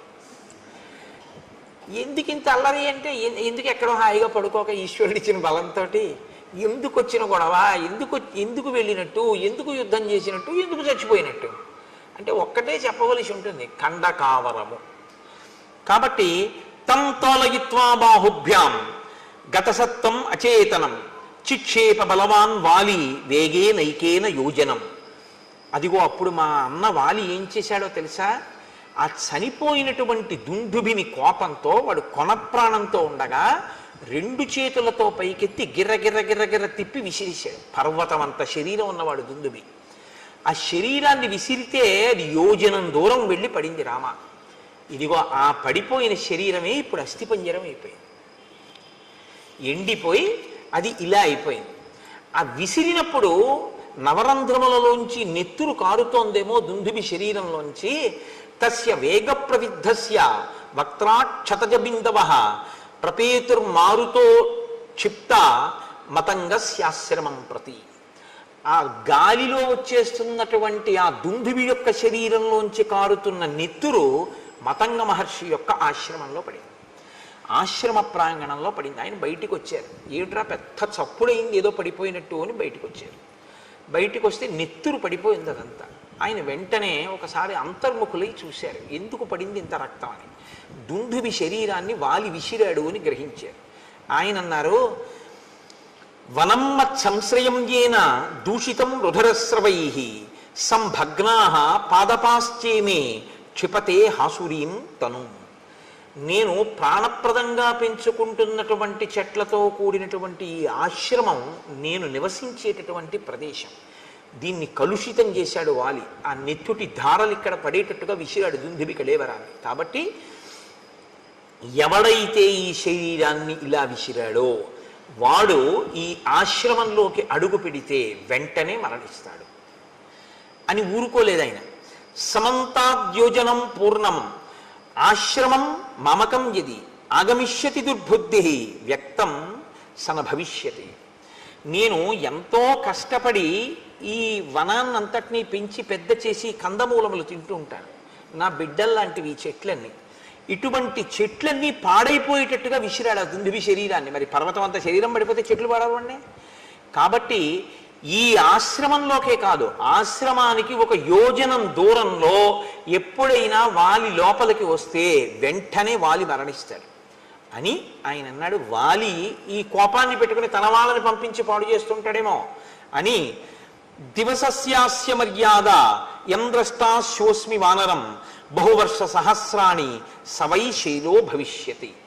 వాలికి సంబంధించినటువంటి వాళ్ళు, వాలి సైన్యంలో ఉన్నవాళ్ళు కానీ వాలి పరివారంలో ఉన్నవాళ్ళు కానీ ఎవరైనా ఒక్కరోజు సమయం ఇస్తున్నారు. ఇప్పటికిప్పుడు వెళ్ళిపోమంటే వెళ్ళిపోరు. కాబట్టి 24 గంటలలో వాళ్ళు ఇక్కడ ఉన్నటువంటి ఈ ఋష్యమూక పర్వత శిఖరములన్నిటి నుంచి ఖాళీ చేసి వెళ్ళిపోవాలి. అలా కానీ వెళ్ళకపోతే వాళ్ళు ఈ ఋష్యమూక పర్వతాల మీద ఉంటే నేను తిరుగుతున్నప్పుడు వాళ్ళు నా కంట పడగానే వాళ్ళు కొన్ని సంవత్సరముల పాటు శిలలైపోతారు అన్నాడు. అనేటప్పటికీ వాలికి సంబంధించినటువంటి వానరులు పర్వతం అంతా ఖాళీ చేసి కిష్కిందకి వెళ్ళిపోయారు. అంతమంది వానరులు ఋషిమూక పర్వతం నుంచి వస్తే చూసి వాలి అన్నాడు, మీ అందరు ఎందుకు వచ్చారన్నాడు. మహర్షి శపించారన్నాడు. ఆయన పరుగెత్తుకుంటూ వెళ్ళి మతంగ మహర్షి యొక్క కాళ్ళ మీద పడ్డాడు. పడితే మతంగ మహర్షి క్షమించలేదు. అలా కుదరదు, నీకు ఈ శాపం ఉంటుంది అని చెప్పి ఆయన లోపలికి వెళ్ళిపోయారు. కాబట్టి మా అన్నకి భయం. కాబట్టి మా అన్న ఎప్పుడూ ఈ దరిదాపులకు రాడు. అందుకని నేను ఈ ఋష్యమూక పర్వతం మీద మతంగ మహర్షి యొక్క ఆశ్రమం చుట్టూ ఉన్నటువంటి ప్రాంతంలో ఇక్కడ బ్రతుకుతున్నాను. కాబట్టి రామ, ప్రాణములు గుప్పెట్లో పెట్టుకుని ఉన్నాను. ఇది దుందుబి యొక్క కళేవరం అని ఇప్పుడు రాముణ్ణి ఇంకొంచెం దూరం తీసుకెళ్ళాడు. తీసుకెళ్ళి ఇమే చ విపులాహ సాలాహ సప్త శాఖావలంబిన ఎత్రైకం ఘటతే వాలి నిష్పత్రయితు మోజస. ఇవిగో ఇవే 7 సాల వృక్షాలు వరుసగా ఉన్నాయి చూసావా, ఇవి 7. ఇవే ఉదయం సంధ్యావందనం చేసుకున్న తర్వాత మా అన్నయ్య వచ్చి దీన్ని కదిపేవాడు. దీన్ని ఊపితేనే ఆకులన్నీ రాలిపోతాయి. రామ, మా అన్నయ్య ఇంత బలవంతుడు, ఇంత వేగం ఉన్నవాడు, నేను చెప్పవలసింది చెప్పాను, నీకు నమ్మకం ఉందా వాళ్ళని చంపగలనని అని అడిగాడు. అంటే ఇంత చెప్పినా బలవంతుడు అనుకుంటున్నావా, నిజంగా అంత బలం ఉందా అంటే రాముడేమనలేదు, లక్ష్మణుడు నవ్వాడు. ఆయన అన్నాడు, తథాబ్రమాణం సుగ్రీవం ప్రహసన్ లక్ష్మణోబ్రవీత్ కస్మిన్ కర్మని నిర్వృత్తే శ్రద్ధద్యా వలినోవధం. ఏమి నీకు అనుమానమా, మా అన్నయ్య చంపగలడు వాలిని. వాలికి ఎంత వేగం ఉందో అంతకన్నా వేగం మా అన్నయ్య బాణానికి ఉంది. నీకు అనుమానమా? నేను చెప్తున్నాను మా అన్నయ్య చంపగలడని. అనుమానం ఉంటే ఏం చేస్తే నమ్ముతావు చెప్పు అన్నాడు. ఇప్పుడు ఏమనాలి నిజంగా నమ్మకం ఉంటే? లక్ష్మణుడు ఈ మాట అన్న తర్వాత సరే అయితే రామ నేను యుద్ధానికి ఎడతాననాలి. కానీ ఆయన అలా అనలేదు. సుగ్రీవుడు అన్నాడు, నువ్వు ఒక్క బాణంతో ఒక సాలవృక్షాన్ని కొడితే నేను నమ్ముతాను. ఒక బాణంతోటే కొట్టాలి, ఒక్కసారి విడిచిపెట్టాలి. ఆ బాణం ఒక సాలవృక్షాన్ని కానీ కొట్టగలిగితే నువ్వు మా అన్నయ్యని కొట్టగలవు అని నేను నమ్ముతాను. ఎందుకంటే ఒక సాలవృక్షాన్ని కలిగితే ఆకులు రాలేవి కాబట్టి వాలికి. 2 ఈ దుందుబి అస్థిపంజరం ఉంది చూసావా, దాన్ని మా అన్నయ్య ఎత్తి 2 చేతులతో యోజనం దూరం విసిరాడు. నువ్వు నీ కాలి బొటన వేలుతో దీన్ని ఎత్తి 200 ధనస్సుల దూరం విసిరు చూస్తానంటే 400 గజాలు విసిరితే నేను నమ్ముతాను అన్నాడు. అంటే సుగ్రీవుడికి నమ్మకం కలిగించడానికి ఆయన కర్మ అండి రామచంద్రమూర్తికి, ప్రయోజనం సుగ్రీవుడిది, పరీక్ష రామచంద్రమూర్తికి. అంత బలం ఉందా లేదా ముందు నాకు చూపించు అంటే డ్రైవింగ్ లైసెన్స్కి బ్రేక్ ఇన్స్పెక్టర్ గారి ముందు ఒకసారి స్కూటర్ నడిపినట్టు సుగ్రీవుడి ముందు రామచంద్రమూర్తి తన విలువిద్యని ప్రదర్శిస్తున్నారు. ఎటువంటి మహానుభావుడు, ఎటువంటి స్థితి. కాబట్టి ఇప్పుడు ఆయన అన్నాడు, సరే నీకు నా బలం తెలియాలి అంతే కదా. అంటే వెంటనే సుగ్రీవుడు అంటాడు, అయ్యయ్యో మీ బలం నాకు తెలియక కాదు, మీరు దేవేంద్రుడు అంతటి బలవంతులు. మీరు దేవేంద్రుడిని ఏమిటి 3 లోకములను నిగ్రహిస్తారు, అంతటి బలపరాక్రమములు ఉన్నవారు. దశరథ మహారాజు గారి కొడుకు, మహానుభావుడివి, అస్త్రశస్త్రములు ఎరిగిన వాడివి. కానీ వచ్చిన ఇబ్బంది ఏమిటంటే మా అన్నయ్య బలం నాకు ప్రత్యక్షంగా తెలుసు, నీ బలం విన్నానంతే, నాకు ప్రత్యక్షంగా తెలియదు. కింతు తస్య బలజ్ఞోహం బలశాలినః అప్రత్యక్షం తుమే వీర్యం సమరేతవ రాఘవ. మా అన్నయ్య యుద్ధాలు చేయడం నేను చూశాను, మా అన్నయ్య ఓడిపోవడం అన్నది నేను చూడలేదు. వాళ్ళెప్పుడు ఓడిపోలేదు జీవితంలో, కాబట్టి వాలి ఓడిపోవడం అన్నది నేను చూడలేదు. బలానా దానికి ఓడిపోతాడని చెప్పడం కుదరదు. అంత వేగం, అంత బలం నీకు ఉంది అని నేను విన్నాను, కానీ నేను ఎప్పుడు చూడలేదు. కాబట్టి ప్రత్యక్షంగా చూస్తే ధైర్యం వేరు. కాబట్టి ఓసారి ఇవి 2 చేసి చూపిస్తే నమ్ముతాడు. పైకి నమ్మినట్టే ఉంటాడు, కానీ ఓసారి ఈ కంటితో చూస్తే కానీ నమ్మనంటుంటాడు. సుగ్రీవుణ్ణి అనక్కర్లేదండి, మనందరం అంతే కదా. మీరు కాదు, మీరు పెద్దలు, నేను మిమ్మల్ని అంటలేదు. నా బోటిగాడు ఈశ్వరుడు ఉన్నాడు అంటుంటాను, కానీ ఏమో ఎందుకైనా మంచిది మన గొడవ మనం చూసుకుంటుంటే అంటూ ఉంటాం. నమ్మినట్టు ఉంటాం, కానీ అవును ప్రహ్లాదుని రక్షించాడు, అవును రామచంద్రమూర్తి అదేంటి వానరులందరినీ రక్షించారు అంటాం, రామాయణం అంతా చెప్తాం, కానీ మన అపనమ్మకం మందే. సుగ్రీవుడు అంతే. కాబట్టి ఇప్పుడు ఆయన నీకు నమ్మకం కలగడం కోసం నేను ఈ దుందిపి కళేవరాన్ని ఎత్తి విసిరాలంతే కదా అని ఏదైనా ప్రత్యయోస్మాసు విక్రమే తమ వానర ప్రత్యయం సమరే శిలాఘ్యం అహముత్పాదయామితే రాఘవో దుందుబే కాయం పాదాంగుష్ఠేన లీలయా తోలయిత్వా మహాబాహు చిక్షేప దశయోజనం. వాలి 2 చేతులతో ఎత్తి గిరగిరా తిప్పి 1 యోజనం విసిరినటువంటి దుందుబి యొక్క కళేబరాన్ని రామచంద్రమూర్తి తన కాలి బొటన వేలితో పైకెత్తి దశయోజనం చిక్షేప దశయోజనం 10 యోజనముల దూరం విసిరిశారు కాలి బొటన వేలితో. నమ్ముతావా అన్నాడు. అంటే ఆయన అన్నాడు, అప్పుడు మా అన్నయ్య చంపినప్పుడు అది పచ్చిగా ఉంది, మాంసంతో ఉంది, నెత్తుడితో ఉంది, బరువుగా ఉంది, ఎత్తి యోజనం విసిరాడు. ఇప్పుడు చాలా కాలం అయిపోయింది, ఎండిపోయింది, అస్థిపంజరం అయిపోయింది. దాన్ని నువ్వు బొటన వేలుతో విసిరావు 10 యోజనాలు. ఒక్క సాలవృక్షాన్ని కూడా కొట్టు, ఒక బాణంతో కొడితే నమ్ముతాను అన్నాడు. అంటే ఇంకా ఇప్పటికీ కూడా పూర్తిగా నమ్మకం కలగలేదు.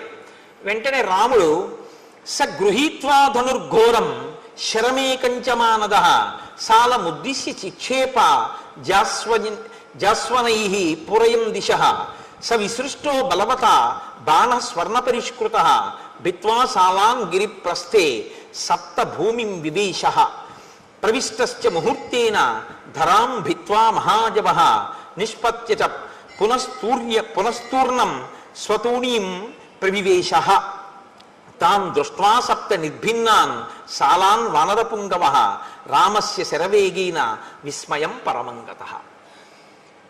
నీకు నమ్మకం కల్పించడానికి ఒక సాలవృక్షం కొట్టాలి ఒక బాణంతో, అంతే కదా అని ఒక ఘోరమైన బాణాన్ని తన అమ్ముల పొదలోంచి తీసి వింటినారికి సంధించి ఆకర్ణాంతము లాగి ఆ బాణాన్ని సాలవృక్షముల మీదకి ప్రయోగించాడు రాముడు.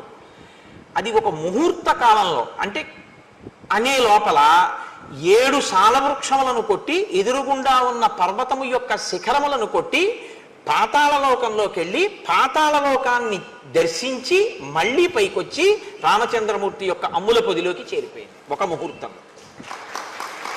ఇది చూసి ఒక్కసారి విస్మయం పరమంగత. అబ్బా, ఇంత వేగమా రాముడి బాణానికి? మా అన్నయ్యదే వేగం అనుకున్నాను. అమ్మో, ఇలా అనేటప్పటికీ బాణం 7 సాలవృక్షములను కొట్టి పర్వతాన్ని కొట్టి ఛేదించి భూమిలోకి పాతాళంలోకి వెళ్ళి పాతాళ వివరాన్ని చూసి మళ్ళీ పైకి వచ్చి అక్షయబాణ తూణీరంలోకి వెళ్ళిపోయి చేరిపోయి. ఇప్పుడు నిలబడలేదు. ఇప్పటిదాకా ఆయన్ని నిలబెట్టి తను కూర్చుంటాడు. ఇప్పటిదాకా కొమ్మ కొట్టి ఆయన్ని ఇలా కూర్చో అని తను కూర్చోబెడతాడు. ఇప్పుడు చూశాడు రాముడంటే ఏమిటో. ఇప్పుడేం చేశాట? సమూర్జ్ఞ న్యపతద్ధూమౌ ప్రలంబీకృత భూషణ సుగ్రీవ పరమప్రీతో రాఘవాయ కృతాంజలి. ఇప్పుడు ఆయన ముందు ఇలా వంగిపోయి 2 చేతులతో అంజలి ఘటిస్తే ఆభరణములు వ్రేలాడాయి అన్నారు మహర్షి. ఎంత పెద్ద మాట చూడండి. ఇప్పుడు నేను నా మెడలో ఉన్న రుద్రాక్ష హారం నా మెడలోనే నా గుండెల మీద ఇలాగే ఉందనుకోండి, నేను బాగా వంగలేదు అని గుర్తు.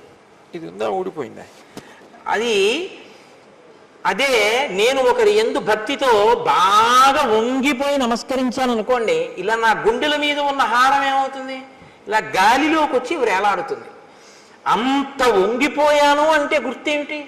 అవతల వారి యందు అంత భక్తి చూపించాను అని గుర్తు. ఇన్నాళ్ళు ఏమైంది భక్తి అంటే? ఇన్నాళ్ళు రాముడిని అలా చూడలేదు. ఇప్పుడు రాముడు ఏమిటో తెలియగానే ఏం చేశాడంటే అంత వంగిపోయి అన్నాడు, ఇక వెళ్ళిపోదాం పద, పిలుస్తాను వాళ్ళని అన్నాడు. ఇప్పుడు ఎంత నమ్మకం వచ్చేసిందో చూడండి. కానీ దీని ఫలితం దీనికి ఉంటుంది. ఇది మీరు కిష్కింధకాండలో పట్టుకోవలసినటువంటి ఒక అద్భుత రహస్యం. రాముడు అన్నాడు, పద, తప్పకుండా యుద్ధం చేస్తాను, నువ్వు పిలు మీ అన్నయ్యని, మీ ఇద్దరు యుద్ధం చేస్తుంటే నేను వాలిని సంహరిస్తాను. ఇప్పుడు వెళ్ళాడు, పెద్ద సింహనాదం చేశాడు. ఎవడు రావాడన్నాడు, మీ తమ్ముడే వచ్చాడన్నాడు. వీడికి ఎంత అహంకారం వచ్చిందిరా, ఋష్యమూకం నుంచి దిగి నా ముందుకు వస్తాడా యుద్ధానికి అని వాలి గబగబా బయలుదేరి వచ్చాడు. ఇద్దరు పెనుగులాడుతున్నారు, ఇద్దరు పిడికిటి పోట్లతో పొడుచుకుంటున్నారు, కలియబడుతున్నారు, గుద్దుకుంటున్నారు, తన్నుకుంటున్నారు, ఒకరి మీద ఒకరు కలియబడుతున్నారు, నెత్తురు కక్కుతున్నారు. ఇన్ని చేస్తుంటే రాముడు బాణం వెయ్యలేదు. అంత మెరుపు వేగం కలిగినటువంటి బాణాన్ని రాముడు ఇతనే వాలి అనుకుని వేసేస్తే అది సుగ్రీవుడి మీద పడిపోతే ఇప్పుడు రాముడి పట్ల ఎంత అధర్మం అయిపోతుంది, మిత్రఘాతకుడు అయిపోతాడు. కాబట్టి తతోన కృతవాన్ బుద్ధిం మోక్తుమంతకరం శరం, అది వేస్తే దెబ్బ తగలడం కాదు, అది చంపేస్తుంది మనిషిని. కాబట్టి బాణాన్ని వేయలేదు, ఆగిపోయాడు రాముడు. ఇప్పుడు తినవలసినన్ని దెబ్బలు తినేసి పారిపోయాడు ఋషిముఖ పర్వతం మీద. పారిపోయి కూర్చున్నాడు తల వంచుకొని. మళ్ళీ రామలక్ష్మణులు వీళ్ళు మంత్రులు వెళ్ళారు. వీడికి తల వంచుకొని కూర్చున్నవాడు రాముడి వంక చూశాడు. రాముడు ఏమనలేదు. సుగ్రీవుడే అన్నాడు, నా మానాన్ని నేనున్నాను, అగ్నిసాక్షిగా మిత్రత్వం చేసుకున్నావు, సాలవృక్షాలు కొట్టావు, మా అన్నయ్యని కొట్టేస్తాను యుద్ధానికి పిలవమన్నావు, నీ మాట నమ్మి యుద్ధానికి వెళ్ళాను, నన్ను చితక పొడి చేశాడు, నువ్వు బాణం వేయలేదు. నేను వాలిని చంపనని ఒక మాట ముందు చెప్తే ఏమై ఉండేది, ఎందుకు పంపావు నన్ను అని అడిగాడు.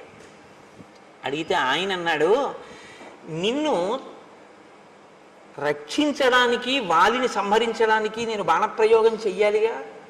మీ ఇద్దరూ ఒక్కలా ఉన్నారు, నేను నిన్ను చూశాను కానీ వాలిని చూడలేదు ఇత పూర్వం. నువ్వు వాలిని పిలవడమేమిటి, వాడు యుద్ధానికి వచ్చేసాడు. ఇద్దరూ కలిగిపడిపోయారు. ఇద్దరూ కలిగిపడిపోయిన తర్వాత ఎంత పరికించి చూసినా ఇద్దరూ ఒక్కలాగే కనపడుతున్నారు. ఎవరు వాలో ఎవరు సుగ్రీవుడో నాకు తెలియలేదు. నిజం కూడా అంతేనండి, ఇద్దరు అలా ఉంటారు వాలి సుగ్రీవులు. కాబట్టి ఇద్దరూ అలా ఉన్నారు కాబట్టి నేను ఎవరో తెలియలేదు. పైగా మల్ల యుద్ధం చేసేటప్పుడు ఎలా ఉంటుందంటే, ధనుర్వేదంలో బాణప్రయోగం చేసుకునేటప్పుడు ఒకరి ముందు ఒకరు నిలబడి ఉంటారు. ఇటుపక్క ఒకరి నుంచి ఉంటే అటుపక్క ఒకరి నుంచి ఉంటారు. ఆయన రథం నుంచి ఈయన మీదకి బాణాలు వేస్తూ ఉంటాడు. ఏదో కొంత పరికించే అవకాశం ఉంటుంది. మల్ల యుద్ధంలో అలా ఉండదు. కింద పడుతూ ఉంటారు, మీద పడుతూ ఉంటారు, దుల్లుతూ ఉంటారు, గుద్దుకుంటూ ఉంటారు, కొట్టుకుంటూ ఉంటారు, పూడ్చుకుంటూ ఉంటారు, అరుచుకుంటూ ఉంటారు. అటు తిరుగుతుంటారు, ఇటు తిరుగుతుంటారు. ఎవడని తెలుస్తుంది? తెలియకుండా ఇతనే వాళ్ళనుకుని వేసేశాకని సుగ్రీవుడైతే అందుకు నేను వేయలేదన్నాడు. అంగీకరించాడు సుగ్రీవుడు. కానీ ఇప్పుడు మళ్ళీ వెళ్ళు మీ అన్నయ్య దగ్గరికి అన్నాడు. అయ్య బాబోయ్ అని భయం వేయదు. కాబట్టి నువ్వు బెంగ పెట్టుకోకు లక్ష్మణ, అదిగో ఆ పర్వత చర్యల కింద గజపుష్పీం ఇమాం పుల్లాం ఉత్పాట్య శుభలక్షణాం కురు లక్ష్మణ కంఠేస్య సుగ్రీవస్య మహాత్మనః. అదిగో అక్కడే నాగకేసరపు లత ఒకటి పుష్పించినటువంటిది పెరిగి ఉంది. ఆ లతని పీకి పట్రా లక్ష్మణ, పట్టుకొచ్చి పువ్వులతో ఉన్నటువంటి ఆ తీగని మెడలో మాలగా వేయి సుగ్రీవుడికి. ఇప్పుడు ఈ గజపుష్పలత ఉన్నటువంటి వాడు సుగ్రీవుడు, అది లేనివాడు వాలి. నాకు గుర్తు తెలుస్తుంది. ఇప్పుడు వాలిని సంహరిస్తాను. కాబట్టి నువ్వు మళ్ళీ వెళ్ళి ఇప్పుడు పిలు మీ అన్నయ్యని యుద్ధానికి, నీకేమీ ప్రమాదం రాదు. ఇక్కడే మీరు ఒక విషయాన్ని గమనించాలి. ఇది యథార్థమేనా? రాముడు నిజంగా బాణం వేయకపోవడానికి కారణం అంతేనా? అంతే. మీరు అందులో ఏమాత్రమైన సందేహాన్ని మనసులో పెట్టుకుని మాట్లాడితే, రాముడు కొమ్మ వేశాడు సుగ్రీవుడు కూర్చోబెట్టలేదు, లక్ష్మణుడిని కూర్చోబెట్టలేదని మనసులో పెట్టుకుని బాణం వేయలేదండి అన్నారనుకోండి, రాముని యొక్క త్రికరణ శుద్ధిని మీరు శంకించడం అవుతుంది. మరి రాముడు బాణం వెయ్యడానికి వీలు లేనంతగా వాలి సుగ్రీవులు ఒక్కలా కనపడి రాముడు బాణం వెయ్యలేని స్థితి ఎందుకు వచ్చింది? సుగ్రీవుడి పాపమే అలా చేసింది. ఏమిటా పాపం? మహాత్ముల పట్ల అమర్యాదతో ప్రవర్తించడం, మహాత్ముల పట్ల మర్యాదతో ప్రవర్తించడం, ఈ రెండు సద్య ఫలితాలు ఇస్తాయి. మీరు ఒక పాపకర్మ చేసి ఉన్నారనుకోండి, మీరంటే మనం ఒక పాపకర్మ చేసామనుకోండి, అది ఎప్పుడో ఫలితాన్ని ఇస్తుంది. కొన్ని అవి ఏం చేస్తాయంటే వెంటనే ఏం ఫలితాన్ని ఇవ్వవు, ఇస్తాయి ఎప్పుడో, తర్వాత ఎప్పుడో ఇస్తాయి. కొన్ని ఈశ్వరుడు ఏం చేస్తాడంటే తర్వాత వరకు కూడా ఉంచడం. కొన్ని చాలా భయంకరమైనటువంటి ఉంటాయి. అందులో అత్యంత ప్రమాదకరమైనటువంటి దోషం మహాత్ముల జోలికి వెళ్ళడం. ఈశ్వరుణ్ణి బాగా గుండెలలో నమ్మి ఆరాధించేటటువంటి వాడు కానీ బాధపడేటట్టు మీరు ప్రవర్తిస్తే, ఆయన బాధపడ్డారా పడలేదా పక్కకు వదిలేయండి, ఆయన పడకపోవచ్చు. ఆయన బాధ పడకపోయినా ప్రవర్తించినందుకు మీరు ఫలితం అనుభవించవలసింది. ఆయన పడలేదు కదండి ఫలితం, ఆయన ఏం బాధపడితే కదా నాకు ఫలితం ఇవ్వడానికి, అది వేరు. నువ్వు ప్రవర్తించావా లేదా ఈశ్వరుడు ఫలితం ఇచ్చేస్తాడంతే. నేను మీకు ఒక ఉదాహరణ చూపిస్తాను.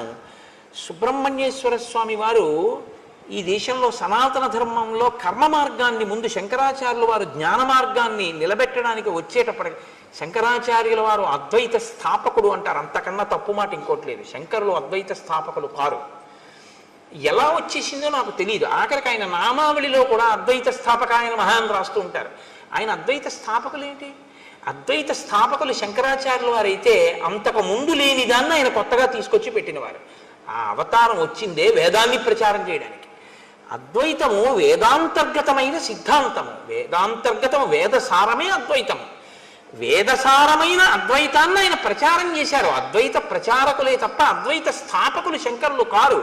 అద్వైత స్థాపకులు అంటే అంతకు ముందు లేనిది ఇప్పుడు కొత్తగా తెచ్చినది అవుతుంది.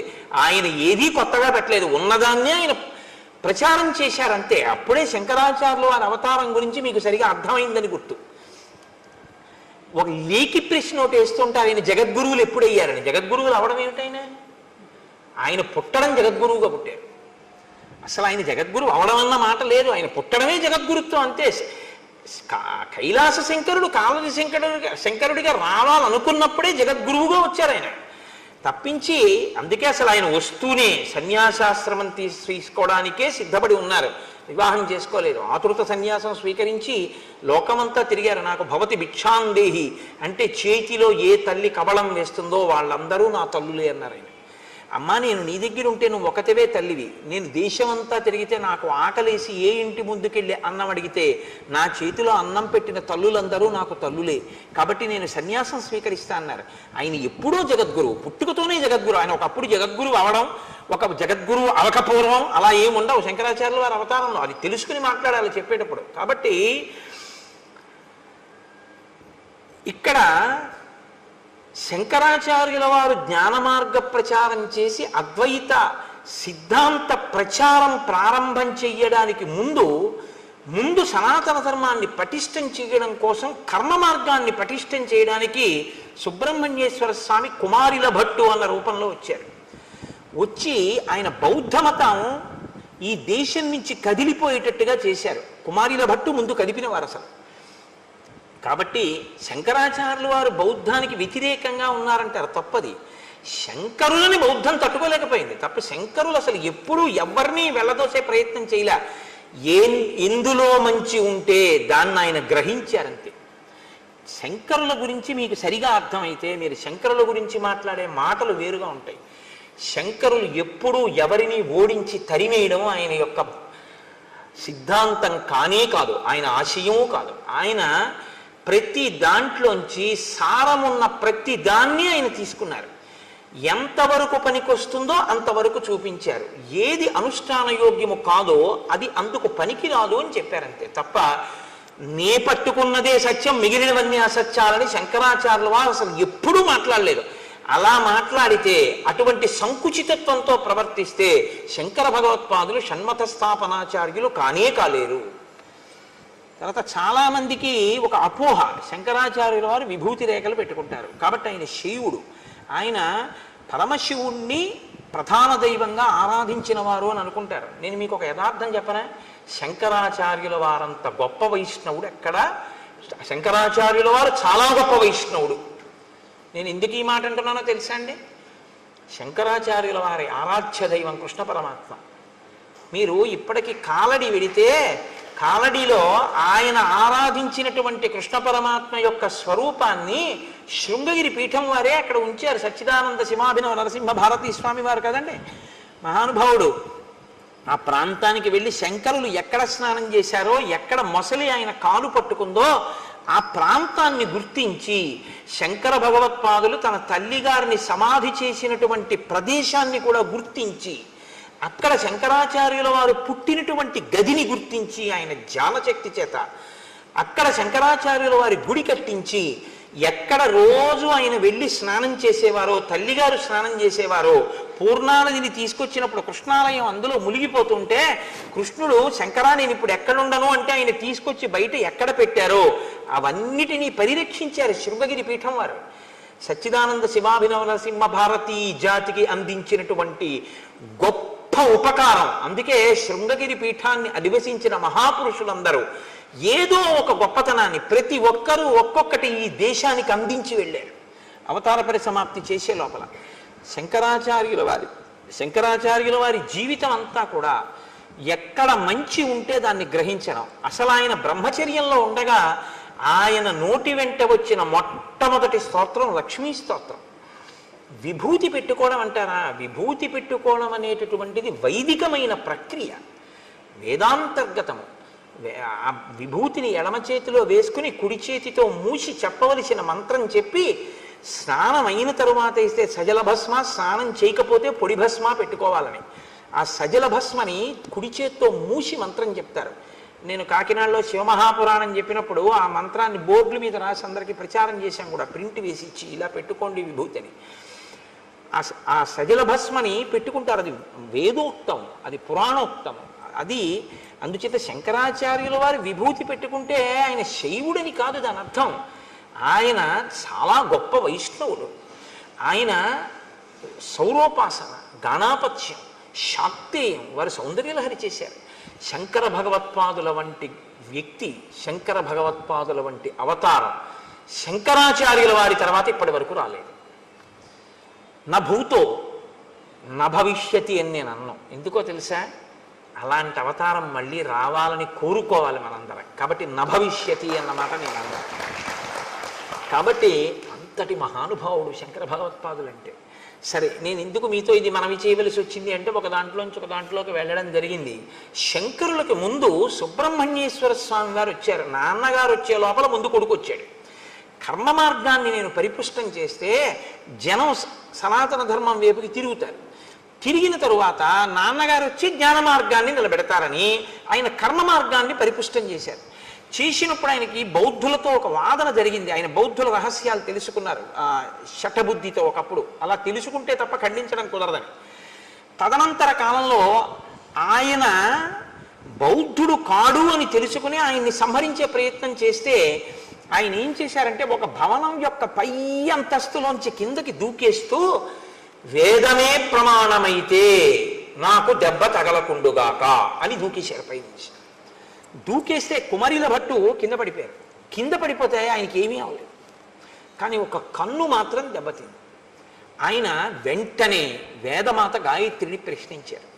నేను వేదాన్ని నమ్మాను, నేను ప్రమాణమైతే అని చెప్పి దూకితే నాకేం అవ్వలేదు, కానీ నా కన్ను ఎందుకు దెబ్బతింది అని అడిగారు. వెంటనే అశరీరవాణిగా వేదం అంది, వేదమే ప్రమాణము కనుక నాకు దెబ్బ తగలకూడదని నువ్వు అని ఉండి ఉంటే నీకు దెబ్బ తగిలి ఉండేది కాదు. వేదమే ప్రమాణమైతే అంటే చిన్న అనుమానం ఉంది కాబట్టి కన్ను దెబ్బతింది. సంశయం ఒకటి చిన్నది పెట్టుకున్నావు కాబట్టి ఆ పాటి దెబ్బ నువ్వు తినవలసి ఉంటుంది. ఎందుకంటే మహాత్ముల పట్ల, దేవతా స్వరూపాల పట్ల ఆస్తిక్య బుద్ధి అంటే చేసేటప్పుడు నమ్మి చెయ్యాలి తప్ప ఉందో లేదో అన్న అనుమానంతో చేయకూడదు. సుగ్రీవుడు రాముడు చేస్తాడంటున్నాడు, కానీ పరీక్షలు పెడుతున్నాడు. దీని ఫలితం ఎక్కడికి పోతుంది?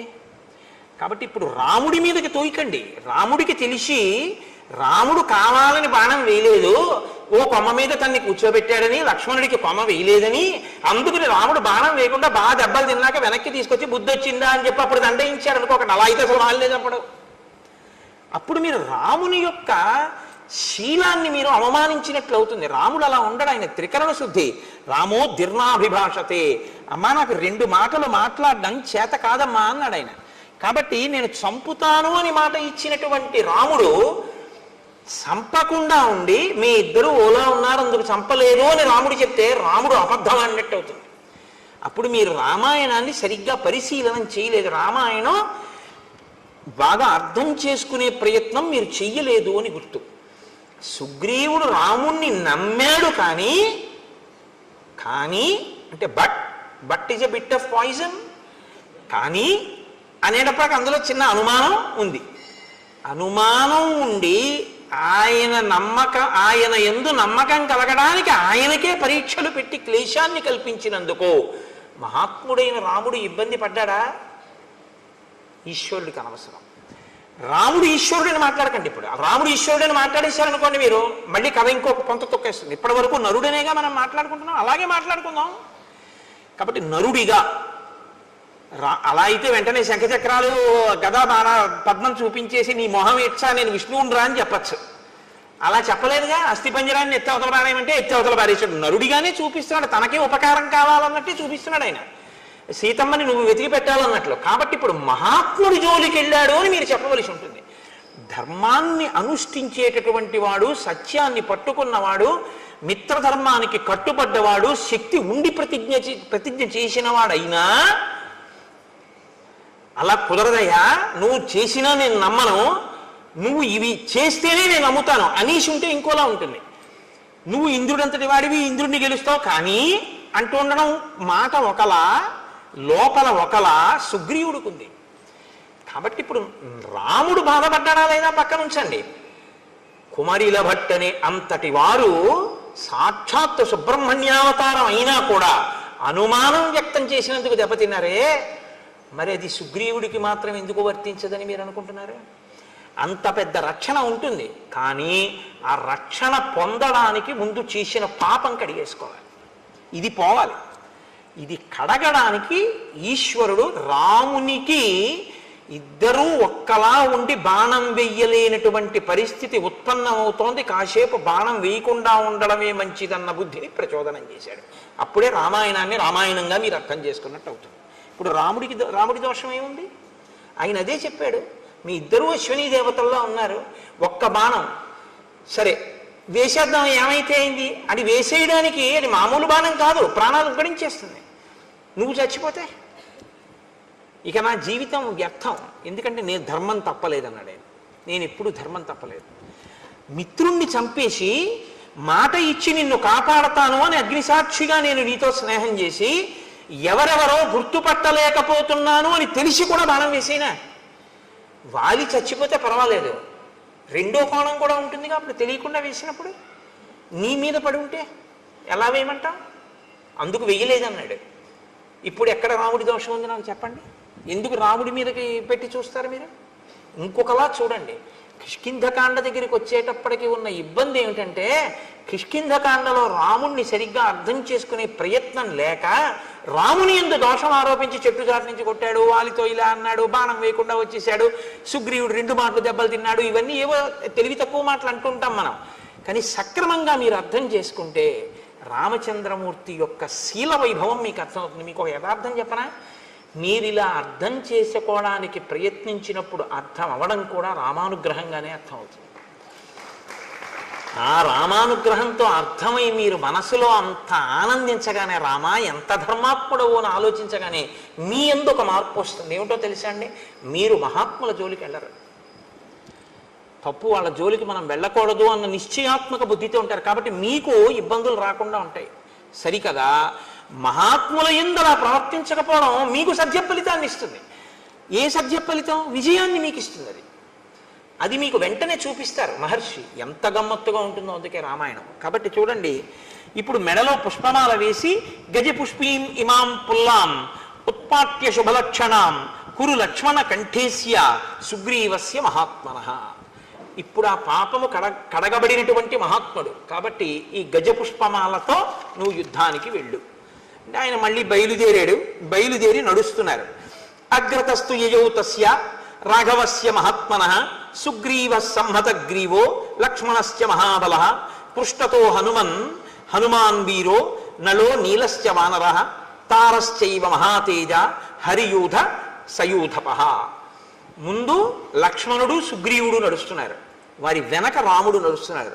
రాముడి వెనక హనుమ, తారుడు, ఆ తరువాత నలుడు, నీలుడు, వీళ్ళు ఆయన వెనక నడుస్తున్నారు. అందరూ కలిసి వెడుతున్నారు.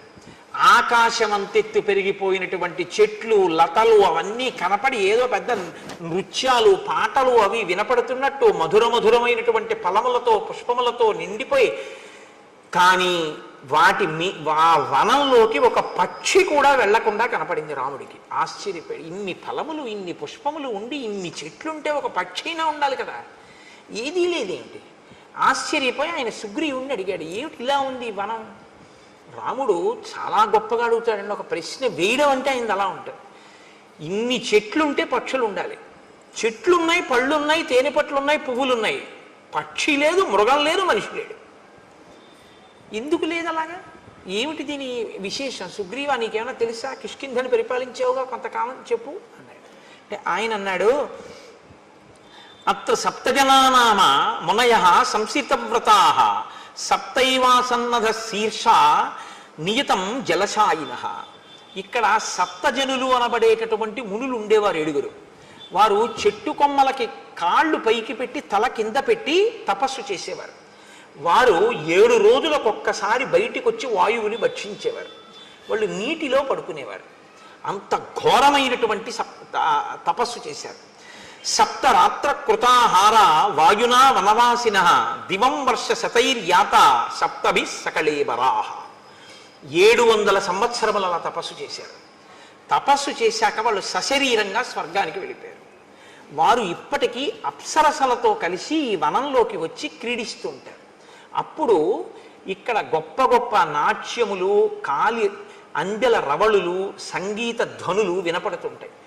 ఆ మహామునులు సంచరించిన ప్రాంతం కనుక అందులోకి పక్షులు, మృగములు ఏవి కూడా, ఇందులోకి ఆఖరికి ఇంద్రాది దేవతలు కూడా ప్రవేశించలేరు. ఒకవేళ ఎవరైనా అంత తపశ్శక్తితో కూడినటువంటి ఆ ప్రాంతంలోకి వెడితే, అంత తేజోవంతమైన భూమి యందు అడుగిడితే ఆ తేజస్సుని తట్టుకోలేవు. కాబట్టి యువతల ప్రాణులు వెంటనే చనిపోతారు. కాబట్టి రామ, పక్షులు కాని, మృగములు కాని ఏవి ఆ వనంలోకి వెళ్ళవు. అంత గొప్పది.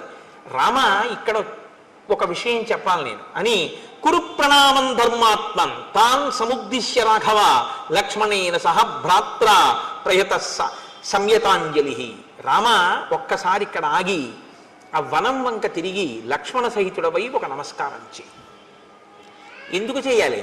ప్రణవంతి హియే తేషాం మునీనాం భావితాత్మనాం న తేషాం అశుభం కించిత్ శరీరే రామదృశ్యతే.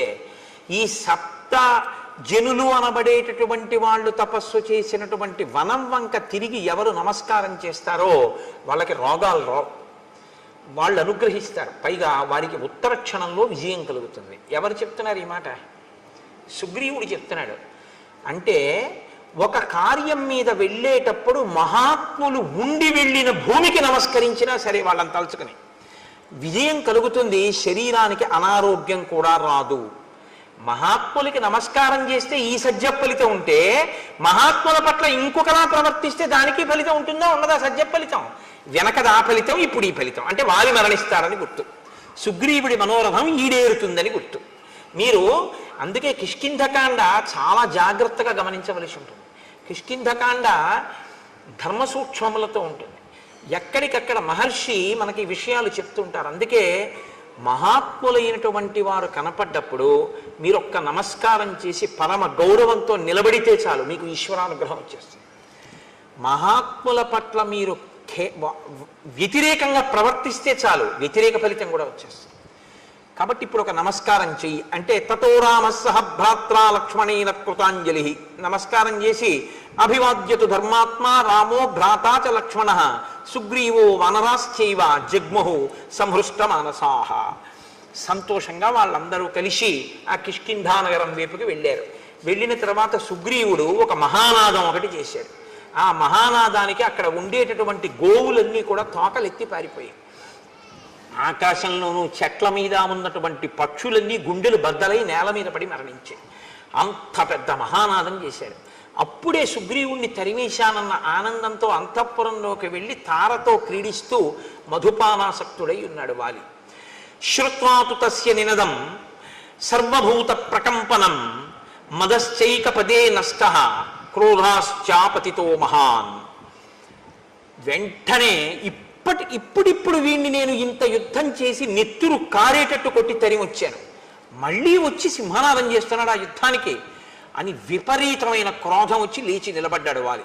సతు రోషపరీతాంగో వాలి సంధ్యాతపప్రభ ఉపరక్త ఇవాదిత్య సద్యో నిష్ప్రభతాంగత. గ్రహణం నాడు సూర్యుడు ఎలా కాంతి కోల్పోతాడో నిలబడిన వాలి యందు కోల్పోబడుతున్నటువంటి కాంతి కనపడింది, లేదా కాంతి క్షీణించిన వాలిగా నిలబడ్డాడు. అంటే మృత్యు ఆసన్నం అవుతోంది అని గుర్తు. ఆయన గబగబ అడుగులు వేసి బయటికి ఎడుతున్నాడు. తార ఆయన భార్య. శ్రీరామాయణంలో తార ఒక మెరుపు, అద్భుతం. అసలు కిష్కింధకాండలో తార పాత్ర అనుపమానం. అలా మాట్లాడుతుంది, 2 పర్యాయాలు మాట్లాడుతుంది కిష్కింధకాండలో, 2 సార్లు అంతే.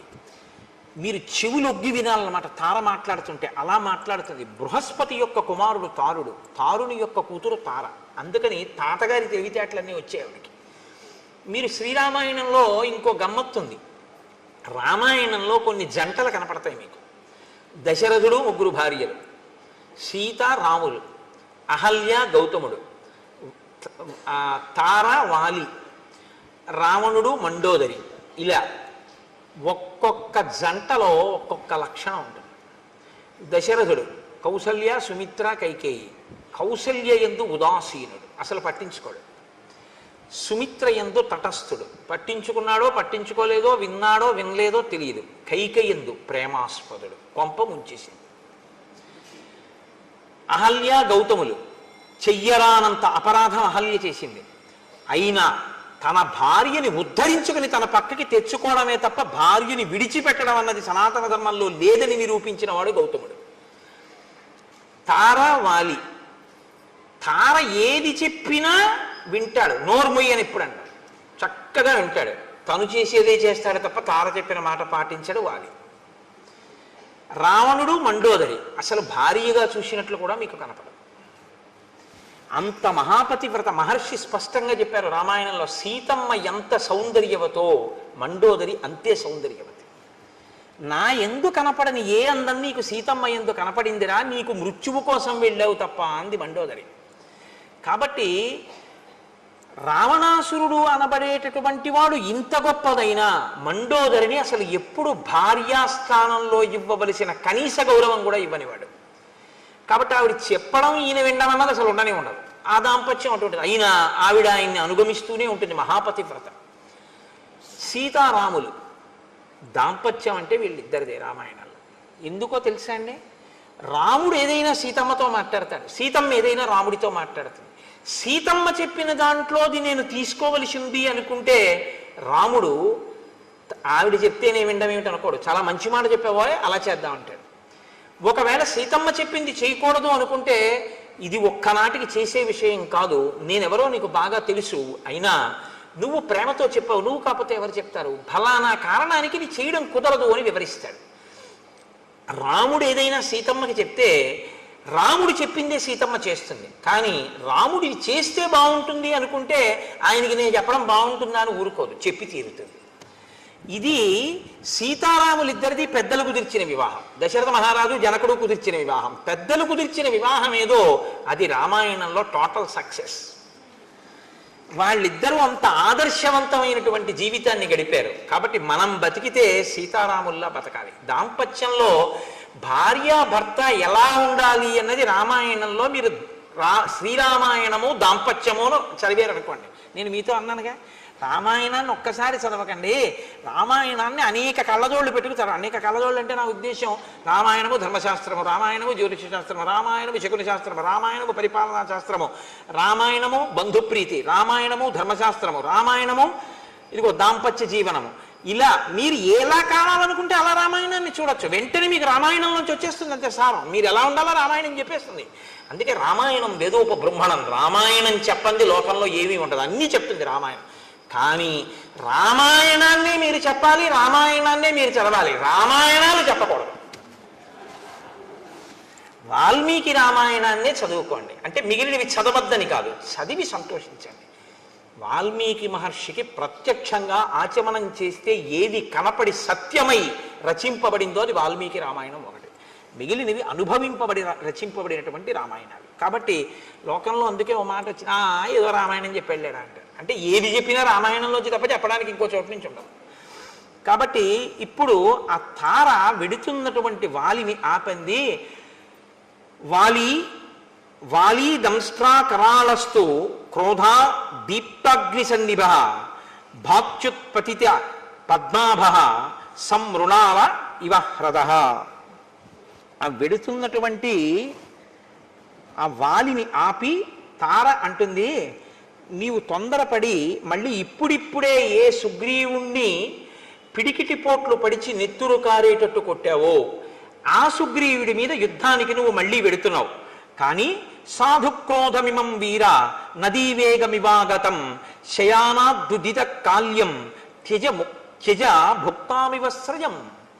ఒక పురుషుడు రాత్రి పడుకోబోయే ముందు, నిద్రలోకి వెళ్ళడానికి ముందు మెడలో ఒక పుష్పహారం వేసుకుని పడుకుంటాడు. అంటే అదేంటంటే అలా కూడా వేసుకుంటారా అంటే అలా వేసుకుంటారు రందానికి. ఇప్పుడు మనం అంటే అంతంత డబ్బులు అంతంత పూలదండలు అవన్నీ ఇప్పుడులే, అదోలా చూస్తారు అలా వేసుకుంటే. కానీ అలా వేసుకుని పడుకునేవారు పూర్వం. కాబట్టి పూలహారం వేసుకుని నిద్రించినటువంటి పురుషుడు మరునాడు నిద్ర లేవగానే నలిగిపోయిన పుష్పహారాన్ని తీసి ఎలా పక్కన పడేసి బయటికి వస్తాడో అలా నీలో జనించినటువంటి కోపాన్ని ఉత్తర క్షణం విడిచిపెట్టేసేయి. నదీ ప్రవాహంలా వస్తోంది నీకు కోపం, ముంచెత్తుతోంది నేను. ఆ ముంచెత్తుతున్న ప్రవాహాన్ని పురుషుడు దండ వేసుకుని రాత్రి పడుకున్నవాడు ఉదయం విడిచిపెట్టినట్టు ఆ క్రోధాన్ని నువ్వు విడిచిపెట్టు. నేను చెప్పిన మాట విను. సహసాతవ నిష్క్రామో మమ తావన్న రోచతే శ్రూయతాం చాభిదాస్యామి ఎన్నిమిత్తం నివార్యసే. ఇప్పుడొద్దు యుద్ధానికి, వెడుదుగాను యుద్ధానికి, నువ్వు వెళ్ళొద్దు, యుద్ధం చెయ్యొద్దు, ఇంట్లోనే ఉండు, వెన్ను చూపించు అని నేను అనను. కానీ నీ తమ్ముడు ఇప్పుడు వచ్చి మళ్ళీ సింహనాదం చేస్తున్నాడు. కానీ వెళ్ళవద్దు ఇప్పుడు యుద్ధానికి. ఎందుకు వెళ్ళవద్దు అంటున్నానో నువ్వు విను జాగ్రత్తగా. తప్ప క్రోధంతో గబగబా తొందరపడిపోయి వెళ్ళిపోవద్దు. త్వయాతస్య నిరస్తస్య పీడితస్య విశేషతః ఇహైత్య పునరాహ్వానం శంకాం జనయతీవమే. ఇప్పుడిప్పుడు నువ్వు పిడిగుద్దులు గుద్దావు, నెత్తురు నవరంధ్రములలోంచి కారిపోతూ ఏడుస్తూ ఋష్యమూక పర్వతం మీదకు పారిపోయాడు ప్రాణాల కోసం. వెళ్ళి కొంచెం సేపు అవ్వలేదు, నువ్వు ఇంట్లోకి వచ్చావు, మళ్ళీ వచ్చి సింహనాదం చేస్తున్నాడు. పూర్వం ఎప్పుడు చేయలేదు సుగ్రీవుడిలా. ఏ ధైర్యంతో మళ్ళీ వచ్చి సింహనాదం చేశాడు. కాబట్టి ఏదో ఇందులో అనుమానించవలసింది ఉంది, తొందరపడి వెళ్ళకు. దర్పశ్చ వ్యవసాయశ్చ యాదృశస్తస్య నర్దత నినాదశ్చాపి సంరంభో నైతదల్పం హి కారణం. నువ్వు జాగ్రత్తగా అతను చేస్తున్నటువంటి సింహనాదాన్ని విను. అతనిలో ఒక ఉద్యమం కనపడుతోంది, ఏదో చాలా ఉత్సాహంగా ఉన్నాడు. ఆ ధ్వని పూర్వంలా లేదు, ఇప్పుడు ఏదో ధైర్యంతో అరుస్తున్నాడు. అతనిలో ఒక తొందర ఉంది, రా బయటికి అని, నిన్ను బయటికి రప్పించడమే పూనికతో ఉన్నాడు. ఈ మూడు కనపడుతున్నాయి ఆ నాదంలో. అంటే ఏదో తేడా ఉంది వాళ్ళ సుగ్రీవుల్లో. నా సహాయమహం మన్యే సుగ్రీవం తామిహాగతం అనష్టబ్ద సహాయశ్చ యమాశ్రిత్యైష గజ్జతి. సుగ్రీవుడి వెనక ఎవరో ఉన్నారు, ఎవరో సుగ్రీవుడికి సహాయం చేయడానికి వచ్చారు. కాబట్టే సుగ్రీవుడికి అంత ధైర్యం వచ్చింది. లేకపోతే ఇంత ధైర్యంగా వచ్చి ఇప్పుడు మళ్ళీ అరవగలిగినటువంటి ప్రజ్ఞ సుగ్రీవుడికి లేదు. ప్రకృత్యా నిపుణశ్చైవ బుద్ధిమాంశ్చైవ వానరః నా పరీక్షిత వీర్యేన సుగ్రీవ సఖ్యమేష్యతి. ఎవరినో తీసుకొచ్చాడు, ఎవడైతే మాత్రం నాకేంటి, ఇప్పటి వరకు నాకు ఓటమి తెలియదు అంటావేమో. సుగ్రీవుడు ఎటువంటి వాడో తెలుసా? నాకు బాగా తెలుసు. నీ తమ్ముడు ఎవరితోనైనా స్నేహం చేసే ముందు, ఎవరినైనా నమ్మే ముందు, నీ దగ్గరికి వచ్చే ముందు, నిన్ను యుద్ధానికి పిలిచే ముందు అవతలి వారు నీతో యుద్ధం చెయ్యగలిగిన వారేనా అన్నది వాళ్ళు మాట చెప్తే నమ్మడం, పరీక్షించి చూసి వచ్చి ఉంటాడు. ఎందుకంటే సుగ్రీవుడి శీలం అటువంటిది. పరీక్షించి చూశాడు నీ తమ్ముడు, నిర్ధారించుకున్నాడు తనతో వచ్చిన స్నేహితుడెవరో నిన్ను మట్టు పెట్టగలిగిన వాడు అని నమ్మకం ఏర్పడ్డాకే వచ్చాడు. కాబట్టి తొందరపడి వెళ్ళకు. ఎంత ఖచ్చితంగా చెప్పేస్తోందండి మహాతల్లి నిజంగా. పూర్వమేవ మయా వీర శృతం కథయతో వచ అంగదస్య కుమారస్య వక్ష్యామి త్వాం హితం వచ. పూర్వం యువరాజు అయినటువంటి అంగదుడు నాతో ఒక విషయం చెప్పాడు. నేను ఇప్పుడు నీతో ఆ మాట చెప్తాను, శ్రద్ధగా విను. అంగదస్త కుమారోయం వనాంతం ఉపనిర్గత ప్రవృత్తిస్తేన కథిత చారై రాశీ నివేదిత. ఒకనాడు అంగదుడు ఈ రాజ్యము యొక్క హద్దులు, సరిహద్దుల వరకు వెళ్ళాడు. దాటి ఋష్యమూక పర్వతం వైపుకు వెళ్ళరుగా. గూఢచారులు ఎప్పుడు అవతల దేశాల్లో తెలుసుకున్న విషయాలు ఆ సరిహద్దులు దాటి వచ్చి చెప్తూ ఉంటారు. గూఢచారులు ఒక విషయాన్ని చెప్పారు అంగదుడితోటి. ఆ అంగదుడు నాతో చెప్పాడు, అయోధ్యాధిపతే పుత్రౌ శూరౌ సమర దుర్జయౌ ఇక్ష్వాకూణాం కులే జాతౌ ప్రథితౌ రామలక్ష్మణౌ సుగ్రీవ ప్రియకామార్థం ప్రాప్తౌ తత్ర దురాసదౌ సతే భ్రాతుర్హి విఖ్యాత సహాయో రణకర్మణి రామ పరబలామర్థి యుగాంతాగ్ని నిబోధిత. అయోధ్యాధిపతి అయినటువంటి దశరథ మహారాజు గారి పెద్ద కుమారుడైనటువంటి రామచంద్రమూర్తి తన తమ్ముడైనటువంటి లక్ష్మణుడితో కలిసి అరణ్యవాసానికి వచ్చాడు. రాముడు సామాన్యమైనటువంటి వీరుడు కాడు, చాలా గొప్ప శౌర్య పరాక్రమములు ఉన్నవాడు. అటువంటి రాముడు సుగ్రీవుడితో స్నేహం చేశాడు అని గూఢచారులు మనకి వర్తమానం చెప్పారు. నివాస వృక్ష సాధూనాం ఆపన్నానాం పరాగతి ఆర్తానాం సంశ్రయశ్చైవ యశశ్చైకభాజనం. మిగిలిన విషయాలు చెప్పడంలో తార ప్రజ్ఞ గురించి మీరు ఆలోచించక్కర్లేదు. ఇది చెప్పడానికి తార ప్రజ్ఞావంతురాలు అని మీరు చెప్పవలసి. మిగిలినవి ఒక రాజు భార్యగా ఆమె తన అనుభవంతో పసిగట్టగలిగింది అని మీరు అనుకోవచ్చు.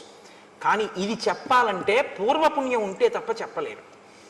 గత జన్మలలో చాలా పుణ్యం చేసి ఈశ్వరుడి యొక్క అనుగ్రహం పొందిన వాళ్ళకే ఈశ్వరుడి యొక్క స్వరూపం గురించినటువంటి జ్ఞానము భాసిస్తుంది. ఆవిడ రాముడు ఎవరో పసిగట్టేసింది. అందుకే కిష్కింధకాండలో తార విరుపు అన్నాను నేను. ఈ శ్లోకాన్ని తార చెప్పకపోతే, తార ఉపన్యాసం అంతా ఒకెత్తు గొప్పదే, కానీ ఈ శ్లోకం వల్ల తార జాజ్వల్యమానమైనటువంటి స్థానాన్ని పొందేసింది కిష్కింధకాండలో. నివాస వృక్ష సాధూనాం ఆపన్నానాం పరాగతి ఆర్తానాం సంశ్రయశ్చైవ యశశ్చైకభాజనం. రాముడు ఒక చెట్టు. రాముడు ఎటువంటి చెట్టు అంటే అది పూలతో పళ్ళతో నిండినటువంటి ఒక పెద్ద మహావృక్షం. రాముడు అనబడేటటువంటి చెట్టు యొక్క పాదములను ఎవరు ఆశ్రయిస్తారో వాళ్ళకి నీడనిస్తుంది. మీరు ఒకటి గమనించండి, మీకు నీడ కావాలి, చెట్టు అక్కడ ఉంది, మీరు చెట్టు కిందకి వెళ్ళాలా, చెట్టు మీ దగ్గరికి వస్తుందా? మీరు చెట్టు కిందకి వెళ్ళాలి. చెట్టు కిందకి మీరు వెళ్ళాలి తప్ప మీరు ఇక్కడ కూర్చుని ఓ చెట్టా నాకు నీడని అంటే చెట్టు నీడనివ్వదు. మీరు చెట్టు యొక్క మూలమును పాదమును ఆశ్రయించారనుకోండి, చెట్టు నీడనిచ్చేస్తుంది. మీరు దాని పాదాలు పట్టుకుంటే నీడనిస్తుంది. పాదాలు పట్టుకుని మీరు నించున్నప్పుడు మీకు నీడనిచ్చేటప్పుడు నువ్వు స్త్రీవా పురుషుడివా, చదువుకున్నవాడివా చదువుకోని వాడివా, ధనవంతుడివా పేదవాడివా, ఆచరణ ఉన్నవాడివా లేనివాడివా, ఇవన్నీ ఏమి చూడదు. నీడనివ్వడం ఆ చెట్టు యొక్క ప్రయోజనం, ఆ చెట్టు యొక్క లక్షణం అంతే. నీకన్నా ముందు సుగ్రీవుడు చేరిపోయాడు ఆ చెట్టు కింద. రాముడనేటటువంటి చెట్టు నీడలో సుగ్రీవుడు ఉన్నాడు, చెట్టు బయట ఎండలో నువ్వున్నావు. రాముణ్ణి ఆశ్రయించి సుగ్రీవుడు ఉంటే నాకేమిటి, నాకు బలం ఉందంటావేమో, అలాంటి చెట్టు లోకంలో ఇంకొకటి లేదు, అదొక్కటే చెట్టు. రాముణ్ణి ఆశ్రయించిన వాడిని నిగ్రహించడం ఇంకొకరికి చేత కాదు, నీ బలం పనికిరాదు. నీ మొదటి ఓటమి చిట్ట చివరి ఓటమి ఇదే అవుతుంది. ఎందుకంటే ఇంకొకసారి యుద్ధం చేసే అవకాశం నీకు ఉండదు. సుగ్రీవుడి మీదకి యుద్ధానికి వెళ్ళడం అంటే రాముడి మీదకి వెళ్ళడమే. ఎందుకంటే సుగ్రీవుడికి రాముడికి మైత్రి కుదిరింది, సుగ్రీవుడి ప్రాణం రాముడు పోనివ్వడు. ఆ ధైర్యమే ఆయన సింహనాదంలో వినపడుతోంది. నువ్విప్పుడు సుగ్రీవుడి మీదకి యుద్ధానికి వెళ్ళడం, రాముడి మీదకి యుద్ధానికి వెళ్ళడం, రాముణ్ణి నిగ్రహించగలిగిన శక్తి నీకు కాదు, 3 లోకములలో ఎవరికీ లేదు. కాబట్టి నా మాట విను. నివాస వృక్ష సాధూనాం ఆపన్నానాం పరాగతి ఆర్తానాం సంశ్రయశ్చైవ యశిశీక భాజన, అదొక్కటే చెట్టు. ఆర్తి కలిగిన వారు, శరణాగతి చేసిన వారు అందరూ ఆ చెట్టుని ఆశ్రయించవలసి ఉంటుంది. అది ముందు నీడనిస్తుంది, తర్వాత పువ్వులు ఇస్తుంది, పళ్ళు ఇస్తుంది, అన్నీ ఇస్తుంది. కాబట్టి ఇప్పుడు నీడనిచ్చింది, రేపు పూలు పళ్ళు అనబడేటటువంటి రాజ్యాన్ని ఇచ్చేస్తుంది, నిన్ను పడగొట్టేస్తుంది. కాబట్టి నా మాట విను, నువ్వు యుద్ధానికి వెళ్ళొద్దు. జ్ఞాన విజ్ఞాన సంపన్నో నిదేశే నిరతప్పితు ధాతూనామివ శైలేంద్రో గుణానాం అకరో మహాన్. ఆయన హిమవత్పర్వతము ధాతువులన్నింటికీ ఎలా ఒక స్థావరమో, రాముడనబడేటటువంటి వాడు గుణములన్నింటికీ నిధి. తక్షమోన విరోధస్తే సహతేన మహాత్మన దుర్జయేన ప్రమేయేన రామేణ రణకర్కసు. అటువంటి రాముడితో విరోధం పెట్టుకోకు. సుగ్రీవుడితో విరోధం అని నువ్వు అనుకుంటున్నావు. ఇప్పుడున్న పరిస్థితుల్లో సుగ్రీవుడితో విరోధమే రాముడితో విరోధం. కాబట్టి రాముడితో విరోధం వద్దు. శూరవక్ష్యామితే కించి నచేచ్ఛామ్యభ్యసూయితుం శ్రూయతాం క్రియతాం చైవ తమ వక్ష్యామి యద్ధితం. నాకు తెలుసు ఇప్పటి వరకు ఓటమి నిరగనివాడివి కాబట్టి రాముడంత గొప్పవాడు అంటే నీకు కోపం వస్తుంది, ఇంకోళ్ళని పొగడడం నీకు ఇష్టం ఉండదు. కానీ నా మీద కోపగించకుండా నేను చెప్పింది విను. నేను మీతో మనవి చేసింది ఇది. అన్నీ వింటాడు, చక్కగా వింటాడు. భార్య చెప్తే వద్దనండవు, అన్నీ వింటాడు, తను చేసేదే చేస్తాడు. అందుకే చచ్చిపోయాడు. నేను ఈ మాట ఎందుకు అంటున్నానో తెలుసా అండి? భార్య మంత్రి, ఆవిడకన్నా నీ ఆనందాన్ని నీ అభ్యున్నతిని కోరుకునే వాళ్ళు ఉండరు. కాబట్టి ఆవిడ మాట వినవలసి ఉంటుంది కొన్నిసార్లు. కానీ ఆవిడ తప్పు చెప్తోందన్నప్పుడు దిద్దే అధికారం పురుషుడికి ఎప్పుడు ఉంటుంది. దిద్దాలి కూడా భర్త, కేవలం అనుసరించకూడదు. మంచి స్వీకరించాలి, చెడుని వద్దు అలా మనం చేయకూడదు, అలా వద్దని చెప్పగలగాలి. అది అనడు ఇది అనడు, అన్నీ వింటాడు, యుద్ధానికి ఎడతాడు. అది వాలితో వచ్చిన పెద్ద చిక్కు. కాబట్టి ఇప్పుడు ఆవిడంది యవ్వరాజ్యేన సుగ్రీవం తూర్ణం సార్థభిషేయచ విగ్రహం మా కృధా వీర భ్రాత్ర రాజన్ బలీయస. ఎందుకయ్యా సుగ్రీవుడితో నీకు వైరం? నీ తోడ పుట్టినవాడయా, ఒక ప్రమిదలో వెలుగుతున్నటువంటి 2 జ్యోతులు మీ ఇద్దరు. ఆయన ఏం తప్పు చేశాడు నువ్వు అసలు రాజ్యం నుంచి? ఉత్సర్జురు వైరముత్సృజ్య దూరత. నువ్వు చక్కగా సుగ్రీవుడితో స్నేహం చేసి రాముడితో స్నేహం చేసి వాళ్ళిద్దరితో ప్రీతిపాత్రంగా ప్రవర్తించడం మొదలుపెట్టు, నువ్వు మరింత బలపడిపోతావు. లాలనీయోహితే భ్రాత యవీయానేషవానరా తత్రవా సన్నిహస్తోవా సర్వదా బంధురేవతే. నీ తమ్ముడే అతను, నీ చేత లాలింపబడడానికి యోగ్యుడు, అతని మీద కోపం పెట్టుకుంటానంట ఏంటి? కోపం పెట్టుకోకు. ఇక్కడ ఉండని, అరణ్యంలో ఉండని, సుగ్రీవుడు నీకు తమ్ముడు అంతే, ఈ జన్మకంతే ఇంకా మీ బంధం. అటువంటి తమ్ముడిని ఎందుకు దూరం చేసుకుంటావు? పిలిచి యవరాజ్య పట్టాభిషేకం చేయి. నహితేన సమం బంధుం భువి పశ్యామి కంచన దానమానాది సత్కారై కురుష్వ ప్రత్యనంతరం. నాకు తెలుసున్నంత వరకు వాలి సుగ్రీవుడి వంటి బంధువు నీకు ఈ లోకంలో లేడు. తమ్ముడు నీ ఎందంత ప్రీతి ఉన్నవాడు, నీ సేవకుడుగా బతికేటటువంటి వాడు. ఎందుకు దూరం చేసుకుని అతన్ని చంపుతానంటావు, అతని మీదకి యుద్ధానికి ఎడతానంటావు? వెళ్ళకు. హాయిగా పిలిచి అంతఃపురంలో కూర్చోబెట్టి అతనికి కావలసినటువంటివన్నీ సమకూర్చు, సంతోషపడిపోయి నీ దగ్గర చేతులు కట్టుకుని వంగి నమస్కరిస్తూ నీ వెంట ఉంటాడు. వైరమే తత్సముత్సృజ్య తమ పార్శ్వే సతిష్టతు సుగ్రీవో విపులగ్రీవ తమ బంధు సదామత. నీకు కుడి భుజం ఎలా ఉంటుందో బలంలో, సుగ్రీవుడు నీకు పక్కనుంటే అంత బలంగా ఉంటుంది. అందుకని ఆయన్ని మించిన వాడు లేడు. కాబట్టి సుగ్రీవుడితో స్నేహం చేయి. భ్రాతు సౌహృదమాలంబ నాణ్యా గతిరిహాస్థితే. నువ్వు సుహృద్భావాన్ని నీ తమ్ముడి యందు చూపించావా, నా మాట విను. సాధువాక్యం కురుష్వమే, నీ చెప్పినటువంటి మంచి మాట నువ్వు చెయ్యి.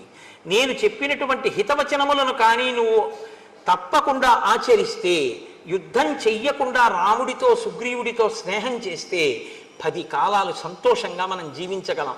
ప్రసీద పద్యం శృణుజల్పితం హిమే నరోషమేవాను విధాతుమర్హసి క్షమోహితే కోసలరాజసూనున నిగ్రహ శక్ర సమాన తేజస.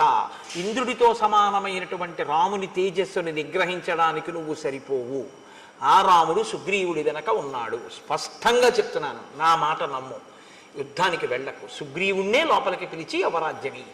పరమ సంతోషంగా మీ అందరూ హాయిగా ఉంటారు. నా మాట విని నేను చెప్పిన మాట ఆచరిస్తే నేను ఎంతో సంతోషిస్తాను అని తార వాలితో చెప్పింది. వాలి ఏం చేస్తాడో రేపు చూద్దాం. ఎందుకంటే వాలి ఏం చేస్తాడో మొదలుపెట్టాను అనుకోండి, అమంగళం వైపుకి పెడుతుంది, మరణం వైపుకి తీసుకెళ్ళవలసి ఉంటుంది. అందుకని ఇవాళ భార్య ప్రీతిగా చెప్పింది, రేపు ఏం చేస్తాడో చూద్దామన్న మంగళకర ఘట్టం దగ్గర ఆపే ప్రయత్నాన్ని చేస్తాను.